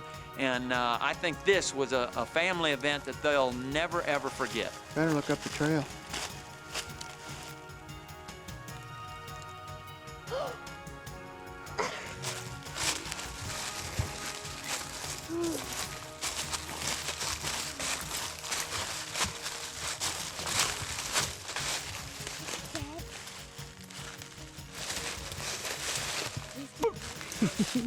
Taylor's first buck was down. It was a beautiful 8-point. If not for a broken G2, the deer would have grossed 128. It grossed 121. I personally believe that the deer is 3.5 years old, and it paid to wait, I think. Taylor Lynn Drury, I'm a proud papa right now. Give me a hug, baby. Oh, good shot, good job. Your first buck. I know. I was really nervous at first, but I just can't believe that I have a dead deer laying in front of me and I killed it. You did. And I do want to give a special thanks to my Uncle Terry because he let me come on his farm and shoot his buck. So thank you very much. I want to say thanks too, brother. Appreciate you more than you know. You know what? It pays to pass deer this morning. We passed how many different year and a halves? Probably 4 or 5 or 6. One of which was just begging for you to shoot at it, the one that came into the decoy. I just can't explain it. I had fun this morning. We saw a lot of deer, and now I finally got one, so. And what a fun day we've had, Taylor. Thank you. Thank you, baby. Thank you.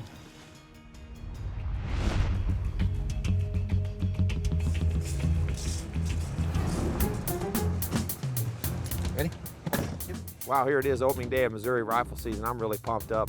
Well, Chris and I, we've been really hunting hard with our bows, but we haven't had any luck as of yet. We've passed a bunch of bucks, but now we're going to switch over to the guns and see if we can get even with those deer. I haven't shot a deer since 1989 with a rifle. I think it was the last year I shot one. I'm kind of excited. It's a little after 2. We'll be in the stand by 3 o'clock, so we'll get a couple hours in this evening. We're going over by a cut cornfield, and I'm actually going to hunt. Chris is actually going to let me hunt for a change. We've got a bunch of sign in this area, and I'm excited to sit here tonight. There's a lot of big rubs. This is a great spot. We bow hunted here quite a few times. We see a lot of deer here. No big bucks. But we know they're here. We got trail pictures of them. 60 yards from here, probably. So, not giving up on this spot. You know, we're sitting there, and we're just kind of whispering back and forth in the stand, and about 4 o'clock I heard Chris say, "Dad, here comes a buck." What? Buck coming right here. Is that a good one? Sure, get your gun. Where's the at? Coming down the ridge. Oh, I see him.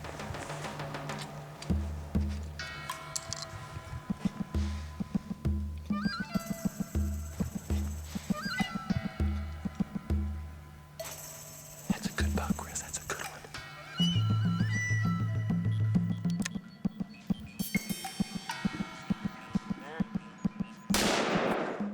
All right, baby. Nailed him. Hey, how about that? That's a good buck.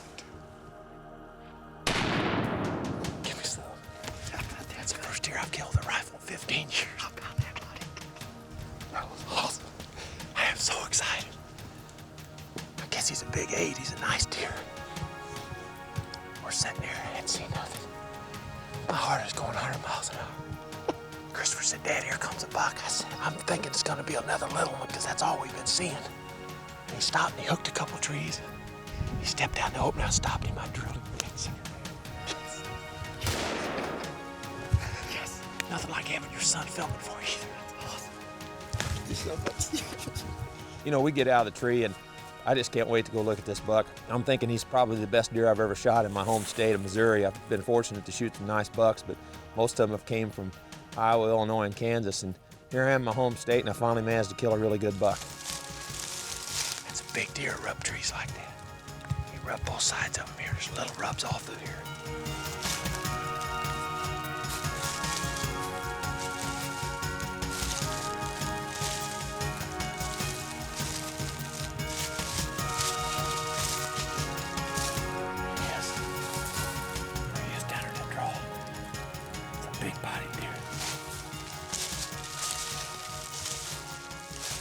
Man, oh man, what a dream come true here in North Missouri today.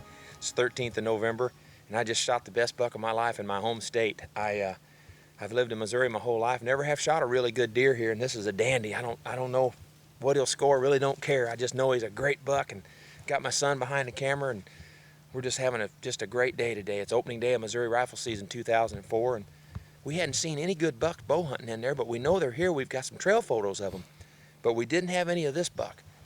But he's just a great buck, big old 10-pointer. He's got a broken G1 and tip of his G4 broke off. I assume he's a fighter. Probably the number one thing for me that makes this so special is I got my son running the camera, and it's just great, man. We're having a blast. So we got to get this big dog tagged. And this is what the rut can do for you. These big bucks, they just come out of the woodwork. What a thrill. Filming my dad kill the biggest buck he's ever killed in Missouri, his home state, incredible. We got a good one on the ground, and we had a tremendous experience this morning. I don't know how we could have had a better day, and it turned out to be a great opening day.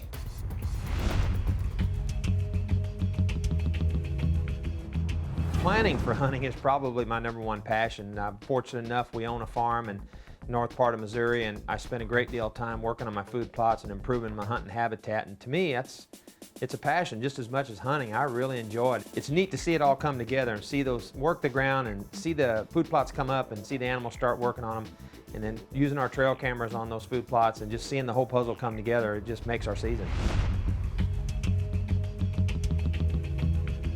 When December 4th rolled around, I was sure excited to trade in my archery tackle for some gun equipment. You know, just having a little extra range is sometimes all it takes to land a big buck. It's opening day of first season shotgun, and we've got a southwest wind this morning. The wind's actually kicking a little harder than they said it was going to be, so luckily we're going to be down in the timber. We're going to head in under the cover of darkness. You know, going in that morning, Kurt and I were loaded for bear. I think we had 2 or 3 bottles of water and a half a dozen sticks of beef jerky, and we had some crackers and some sandwiches. I mean, we were definitely in for the long sit. It's the 4th of December and opening day of gun season in Iowa. Kurt and I are hoping to take advantage of some other people pushing deer, so the sun's just coming up on what looks to be a great day. Already deer out in the field behind us, so that was actually the route we took to the stand, so good to see that, you know, deer are covering us up anyway. It wasn't long, the sun come up, and you know, we had deer on us right away, and Kurt and I were gonna make a plan to go ahead and harvest this doe. And in the back of my mind, I'm thinking to myself, do I really want to give away my position in this tree? That's why we elected to pass.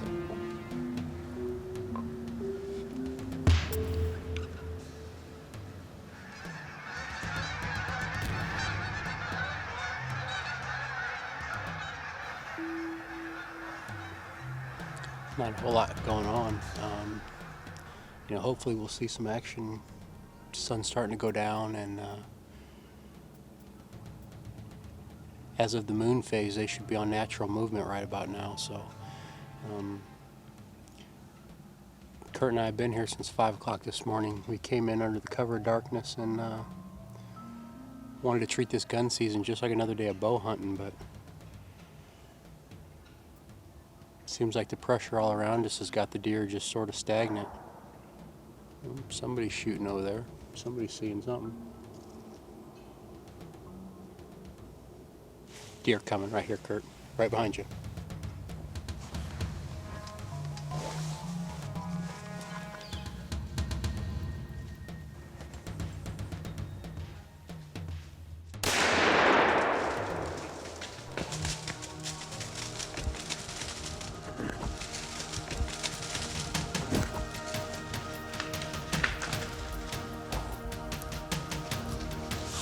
Yeah, baby.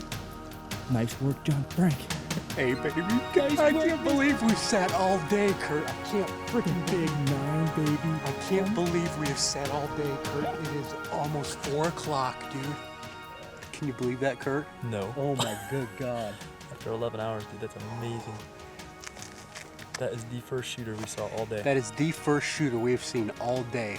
True story. Kurt and I came in under the cover of darkness.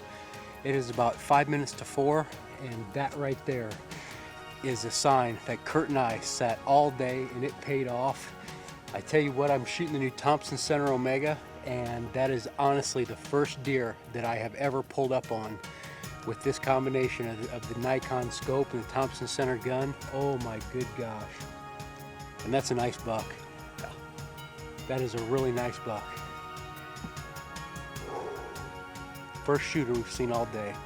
Cannot believe it. Thank you, thank you, thank you. It's been probably a half an hour. No need letting him expire. I've looked at him through my scope a half a dozen times. He's definitely done, so.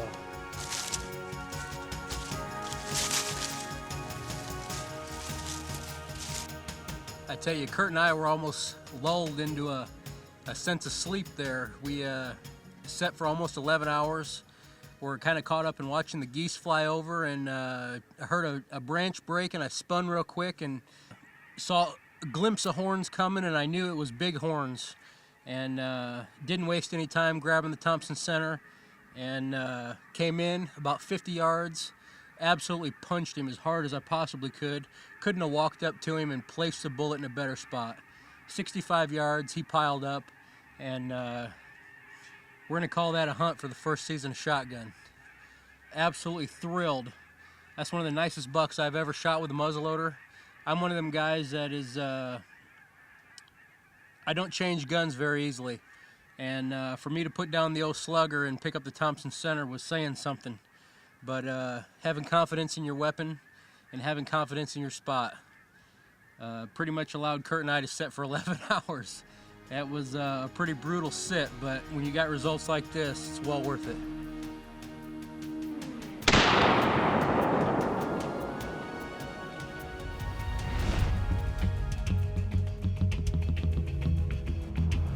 Other than trail camera photography, Harley-Davidsons would have to be my biggest passion other than hunting. You know, I pretty much have 2 seasons that I call my hunting season and my Harley season. It's amazing, you know, just the freeing nature of climbing on a motorcycle and taking to the highway. The ultimate expression of, I guess, who I am is a camouflage Harley-Davidson. And, you know, with the help of Mossy Oak and Daryl Dagg and Mark and Terry Drury, you know, we all embarked on a project to camouflage a Harley-Davidson motorcycle, one of a kind. It's a pretty unique machine. The attention that this bike gets is pretty overwhelming. There's no better feeling than to have an idea and to see this idea come to pass, and then to you know, meet total strangers that are that geared up about you know, an idea that you've had. Dave Reiser and I recently gave a seminar, and there were more people around the bike actually than in the seminar. So it's, you know, that was really my first taste of the general public and what they thought of it. So it's been very well received, both in the hunting industry and in my own community.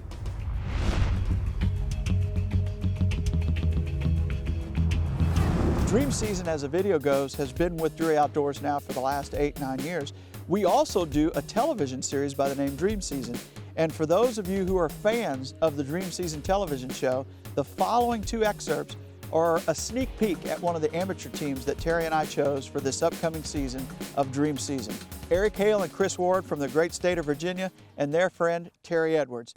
Well, it's 2004. It's actually it's July the 18th, and Chris and I always go to Kansas every year, and we always look forward to it. But unfortunately, it's hard to draw Kansas tags, just like it is, in Iowa and some other states. Some Kansas landowners get non-resident transferable deer permits, so we got a hold of the list, and we've got everybody's name that drew in the county we're going to be hunting in. So we're going to start calling person by person and see if we can't find a permit, and maybe we can buy it, because they'll transfer it one time. I tell you, Eric was freaking out. He wanted a tag.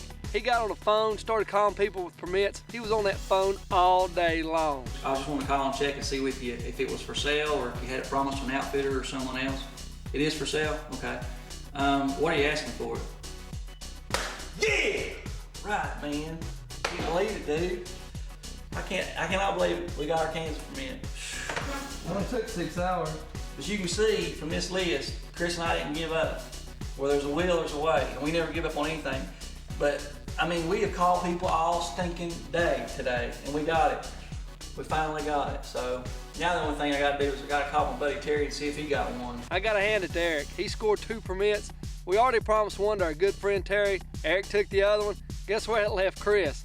Behind the camera. You talk about being our lead. No better feeling to get that Kansas tag in the mail. We're going to Kansas, brother. So now if a deer will just cooperate when we go out there. I know, man. I'm so excited. I can't wait. I'm going to call Terry. And then we'll go out there and call Jim and see if everything's set up with the farm, dude. Sunflower State, land of the giants. Man, we're always fired up to go to Kansas. We had a long trip ahead of us, 14 hours. We gave the family a hug. I love you.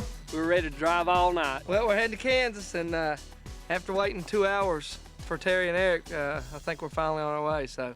It was Terry's fault, not mine. I was waiting on Eric. Yeah, I believe that, Terry.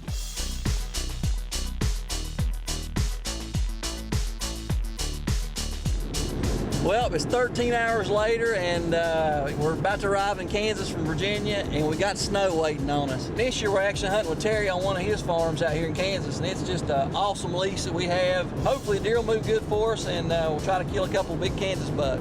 What better weather, man? 16 hours later, we're in Kansas, and it's snowing. It's got to be a good sign, that awesome weather. We couldn't wait to get in the stand. I think we're going to hunt here in the morning. Look at where they've been biting the tops off all this week. I think there's a few more deer out here than there is at home.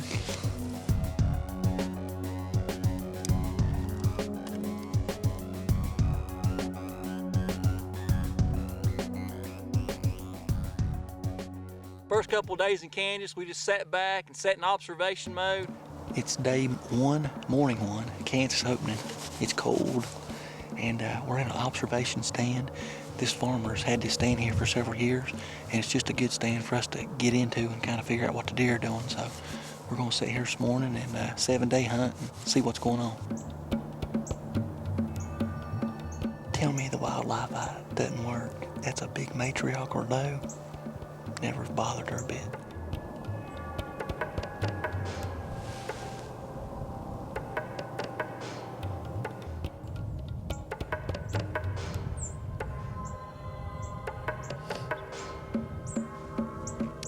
We just had a monster skirt the edge of this food plot, and we're in an observation stand only this morning, and we figured out what we need to do, and that's we're moving 200 yards to the west of us, and I'm gonna set up.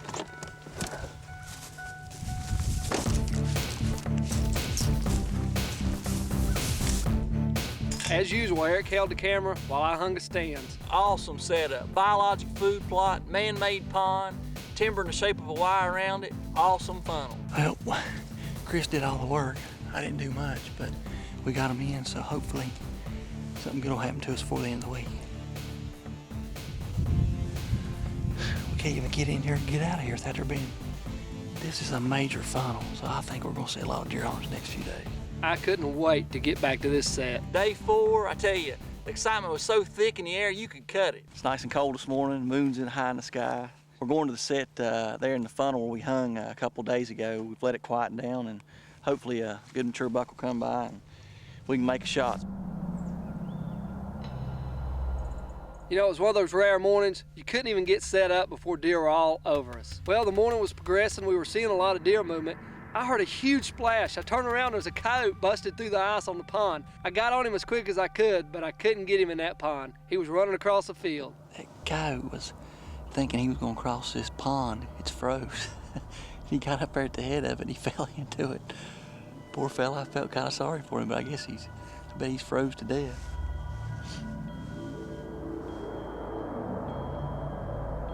A few minutes pass, I look up, here comes a parade of bucks.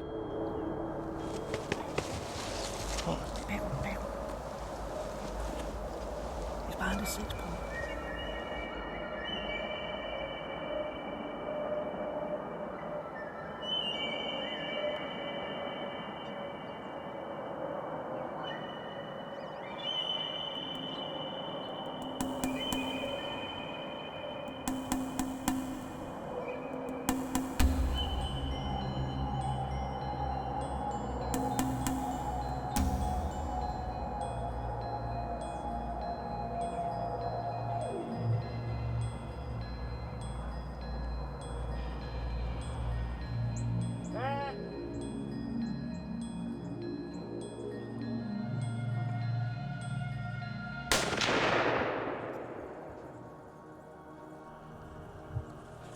Oh, yeah, man. Oh my gosh, what the fuck?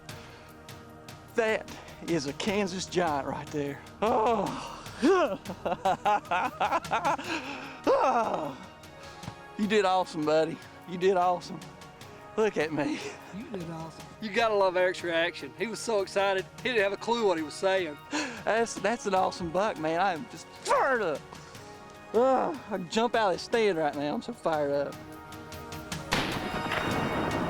When Chris and I got into this, if I get emotional, you have to overlook me. That's just the way I am. There's nobody in this world I'd rather be in this tree with right now than him, because he didn't get a tag, and both of our families back home were sick with the stomach flu, and we had to leave them. And the only reason Chris came up here, because we were in this competition. I'll never forget it. Thank you. Love you, bro. Love you too, man. That's my biggest buck, and you just put it on film for me. Biggest buck ever, right there. Hope I pushed record. Tell you what, special moment. My best buck ever, 5 months preparation, and what a reward. Awesome, awesome season.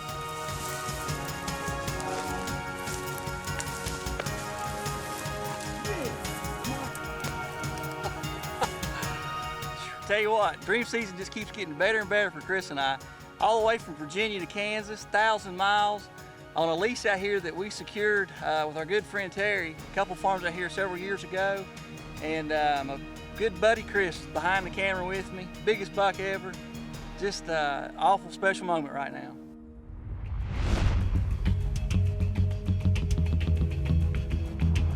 You know, it's no secret that hunting is a passion of mine. But once season's over, I'm also passionate about other things. One of those things, obviously, is my family. You know, I hunt so hard that I take a lot of time away from them. So I'm always shuffling, trying to make up time, you know, lost with them after season's over. But I'm also lucky in the fact that I'm passionate about being a fireman. I've been a fireman for 6 years in the community I live in. And, you know, we've been there since 1912. We're a huge brotherhood. And it's just a fantastic way to serve my community. And it's something I'll do for the rest of my life.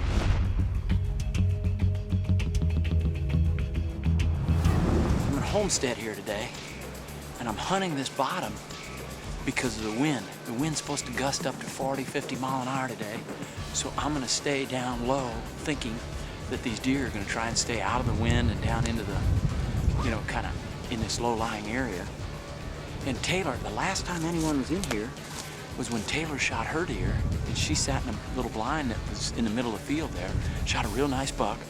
And I'm hunting on a farm where we're not allowing any bucks to be harvested other than hers, and we're trying to harvest a bunch of does, and I mean a bunch of them, because the farm is absolutely filled with does right now. And the biologic that we've got planted has just been mauled. They're mauling it. It's middle December, and it's had several frosts, and it's highly palatable right now, and it's just literally been mowed down. So we're gonna do our best to try and harvest a doe or two yet this evening. Hopefully they'll feed out early. We'll see what happens. Oh, there's a doe. Here comes the doe. And another one.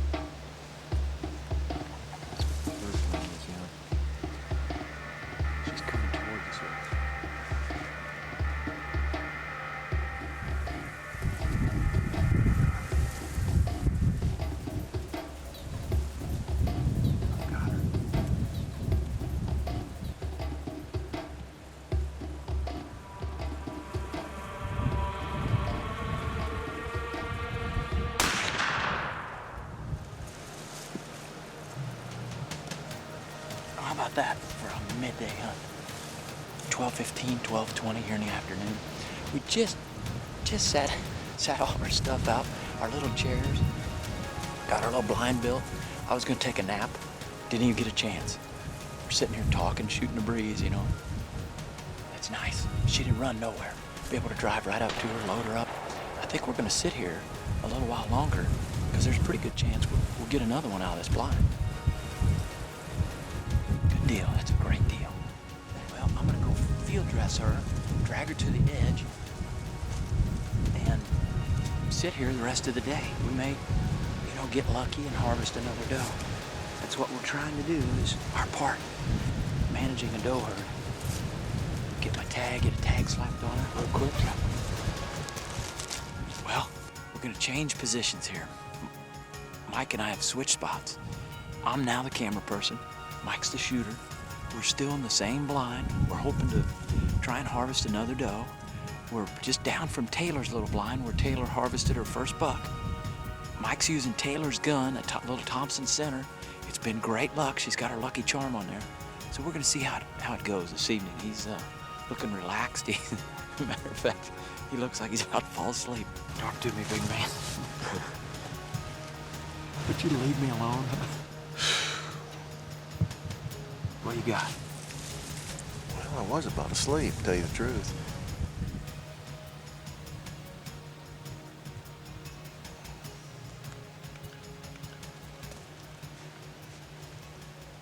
We've got 2 yearlings out here in the field. One's a button and one's a doe. We're absolutely sure of it. We've watched them now for about 10 minutes, but they keep looking back into the timber, right where they walked down, and we're hoping that a mature doe's with them. But if she doesn't show up here in a few minutes, I believe we're going to take this doe, this yearling doe, so that we can get ready for the next one.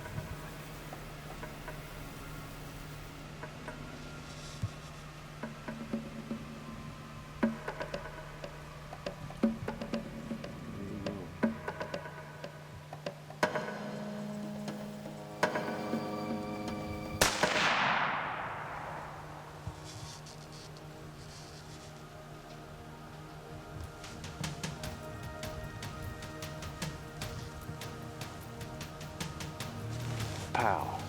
She just fell. Saw her go down. Worked like a charm. Good deal. Beautiful little gun. Nice little deer. She didn't go far. Well, we've again switched positions. I'm back in the saddle. Mike's back filming again, running the camera. You know, we're talking about the antlerless only season. It's a late season hunt that we're on. It's firearms. And in years past, you weren't able to harvest any number of antlerless deer. But Missouri has got a program now where you can buy unlimited doe permits for the antlerless season only. And, you know, a lot of states don't offer that opportunity. So if a guy doesn't take advantage of it, it's kind of his own fault. But we're trying to take advantage of it. Number one, we're doing the herd a great justice by doing that, because there are so many mouths at the table. It's a nutrition issue. And we're also feeding some of the hungry, you know, by participating in the Share the Harvest program.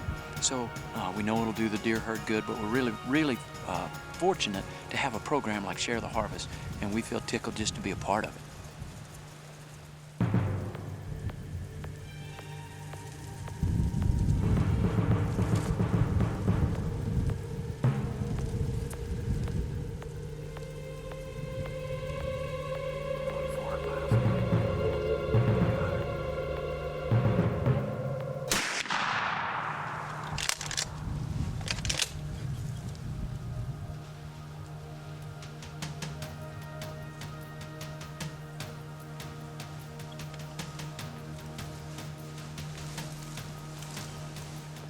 Well, I don't even have my watch on. I didn't see her go down, but I felt like I hit her pretty good.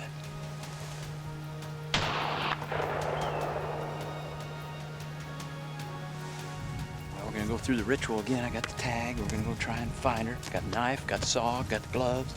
Find her, get a tag on her, and get her drug out of here. All in all, this turned out to be a wonderful afternoon. We harvested 3 does and were able to take them to the locker for Share the Harvest, which is a really, really worthy cause. Well, if I had to claim that I even have a passion per se, it would probably be about managing whitetails. It's not about the harvest particularly as much anymore, but with us, it's almost consumed every bit of our time and every bit of our energy trying to provide the cover that they need and the food that they need and the water that they need and improving their habitat. So I guess my passion is as much about growing and managing whitetails as anything else.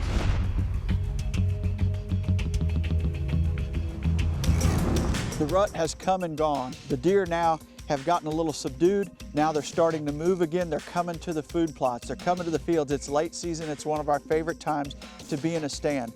And there's one particular buck that really got under my skin early in the season. I got pictures of this deer in October. I got pictures of him in November. I got pictures of him in December, this giant 10-point buck. And I actually had an encounter with this deer early in the season as well. He was too far to shoot and it started to get a little dark, but that was the first time I had ever laid eyes on this buck.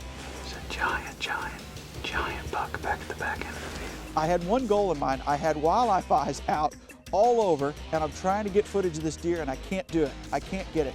I told Jared, I said, let's go for this buck. Let's try to get our sights on this deer. Third layer of pants on. I've got 2 expedition weight long johns on. Same on the top. I'm gonna end up with 4, 5, 6, and then I'll put a coat on top of that. 7 layers on top and 6 on the bottom, and I still don't think it's gonna be enough. I'm excited because I'm behind the camera. Jared's in front of the camera. The temperatures are right. The food is standing, and Jared and I decide to head to one of my favorite blinds. It's a freshly cut cornfield. And the deer were on the move, needless to say. You know, by about 4:15, it was clear the bucks were moving extremely well. One buck came out and he got in right behind our wildlife eye. And Jared and I both, no doubt, were thinking the same thing. Why can't you be in front of that? I've been trying all year to film a buck, walk in front of it, where the wildlife eye takes his footage as well as us taking his footage, but this guy snuck in behind it.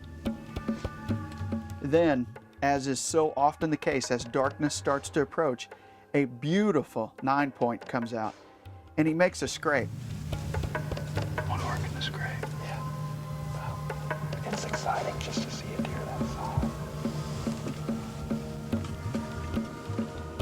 Our attention's on him. All of a sudden, I look to the left, and boom, another giant I knew too well.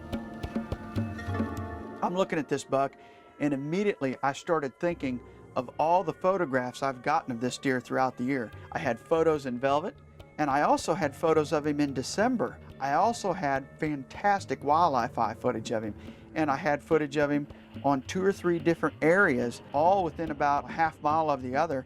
But again, that same commonality, they were always after dark. So I was very excited to see him on this field during daylight hours. You know, as these two got closer together, I'm thinking to myself, are they gonna square off?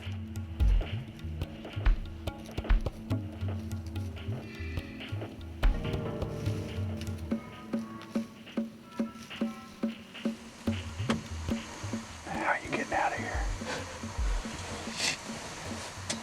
We're gonna spend the night in here. Right now there's probably 40 deer in front of us. And one false move sends them clear out of here, and I don't want to scare them out of this blind. I'll let Mark scare them. Now you guessed it, we did get out of there after dark, and the deer went everywhere. You know, as a deer hunter in the late season, you want 2 different equations. You want snow and you want cold temperatures. If you don't have the snow, you at least want the cold temps. I'm freezing just walking in, but there's standing beans here in this field. Tonight, hopefully we can close the deal. Big standing bean field. Deer start to pop out everywhere. You know, we keep thinking, is he gonna show up? We're basically trying to pull a needle out of the haystack, to be quite honest with you. They're moving early. Hopefully that we'll get a shot before the sun goes down. He doesn't show up, but another giant 10 does. And Jared and I are going back and forth. We're whispering because we've got deer right around us. He's a 5x5, he's a big 10.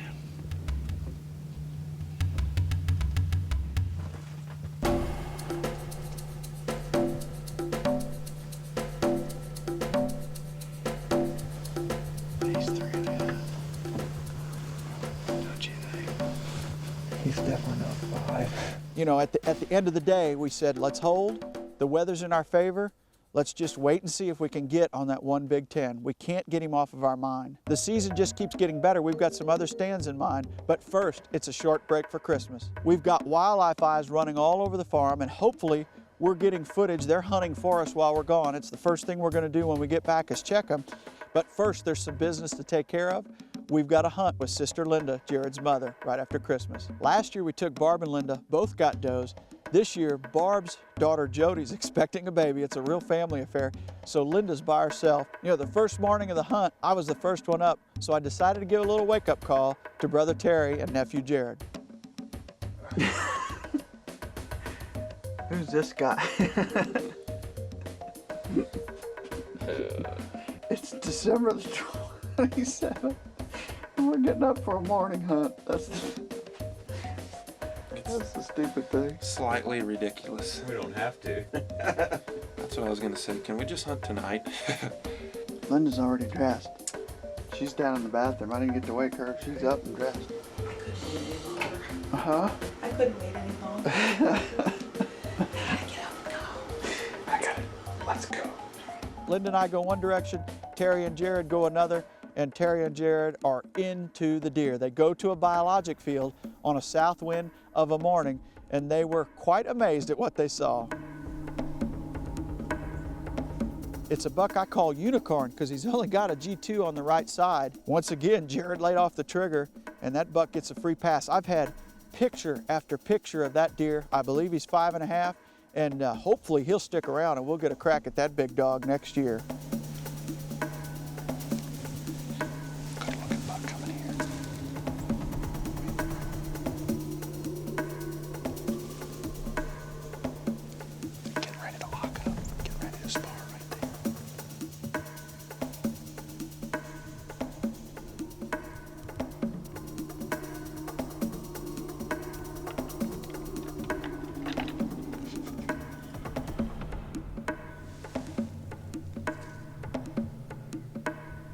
I got wildlife eye footage of this giant 10 with a skinny neck. And what do you know, the same field I got the footage of, he pops out for Jared and Terry. Again, Jared lays off. And I think at this point, Terry's going, are you ever gonna shoot a deer? But we had our heart set on that Big Ten. Neither one of those two deer were fine, but nonetheless, what a great morning. Wow. It was worth getting up early this morning. That evening, we're gonna try and get Linda doe. So we've got the entire family up. Taylor's here, Justin is here, which is Jared's brother. You were my lucky charm last year, Taylor Lynn. Hopefully you'll be my lucky charm this year. I feel good. What'd you say? I feel it? I feel it. I feel it. God's blessing us. God's blessing us. You're the four-leaf clover. I take Linda to the exact same blind she killed one out of last year, and the does were moving tonight.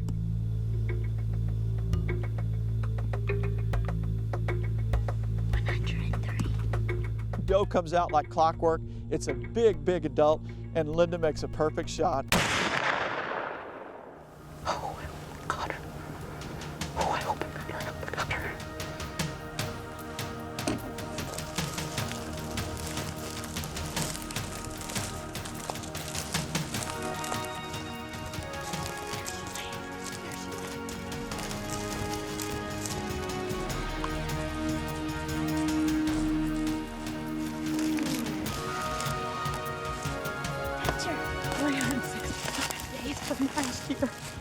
You know, Linda got her doe, and the only thing missing from this hunt was Sister Barb, but she was home with Jody, and Jody did indeed have her baby Riley, and next year we'll be back together, Barb and Linda, no doubt. All right, Linda shoots a beautiful doe. Her and Terry depart. They go home. It leaves Jared and I with nothing but the late season in front of us. His lovely wife, Jenny, is still in camp, and we're still after that same Big 10 point. A warm front has blown in. The south winds are at 25 miles an hour. The temperature's up over 50 degrees, and we're thinking we're not gonna see any deer. It didn't take long, and we knew we made the right decision to get up that morning. Marky's the giant, right behind that leaning tree.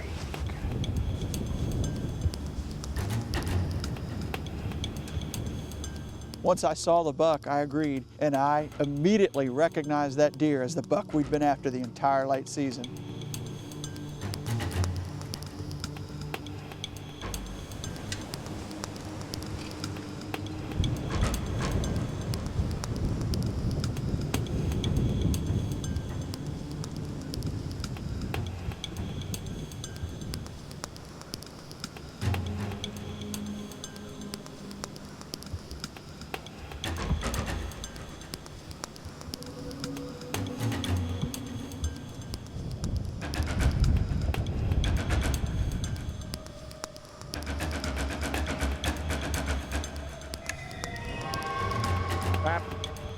Bap.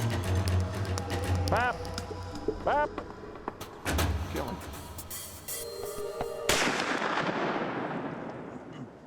Go down.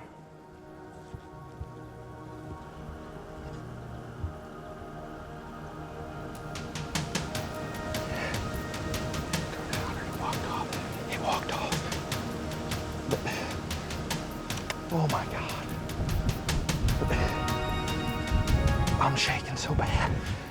Man, this is why you hunt these big rascals. It's a morning. We came in this morning, we were laughing because we was like, what are we doing hunting? It's 50 degrees. It's December the 30th. The temperatures are 20 to 30 degrees above what they normally are. It's overcast, it's windy. And there's a big shooter right there. It's 65 yards, 70 yards. Bap. We had to beep at him a little bit, bleed at him to get him to stop. He stopped, gave me a perfect broadside shot. Just went in the timber right back there. I didn't see him fall down, but... Oh my goodness. Mission accomplished. The largest deer of Jared's life. Nothing left to do but go share it with Jenny and just enjoy the day. Hey, babe. I'm good. How about you? How about some modern technology? We got our cell phones in the stand, and I just shot the largest deer of my life. And I'm so excited. I can't keep whispering. I'm glad you're up here, honey. You can come see it. Yeah, he's big. It's great footage. I'm excited. I'm glad you get to see it, babe. We're gonna go to work now, okay? I got blood. I got deer.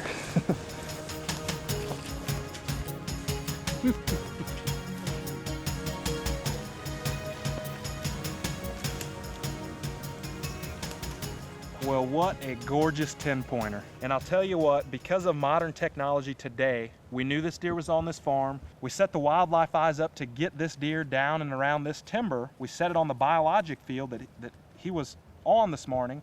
We did not get him, but we got several good-looking deer. But what was important is we put it on daylight only, and we got these deer during the daylight. So it told us this morning, these deer are on green fields, the temperatures have warmed up. Mark saw this deer during the gun season. He was a little too late to arrive and a little too distant. He didn't get to close the deal, but buddy, we closed the deal this morning, and did he put on a show. It was like he read the script. And this is the biggest deer of my life. I couldn't be any happier.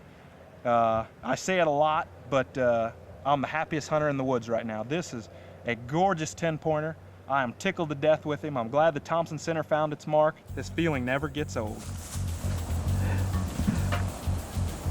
I got it. I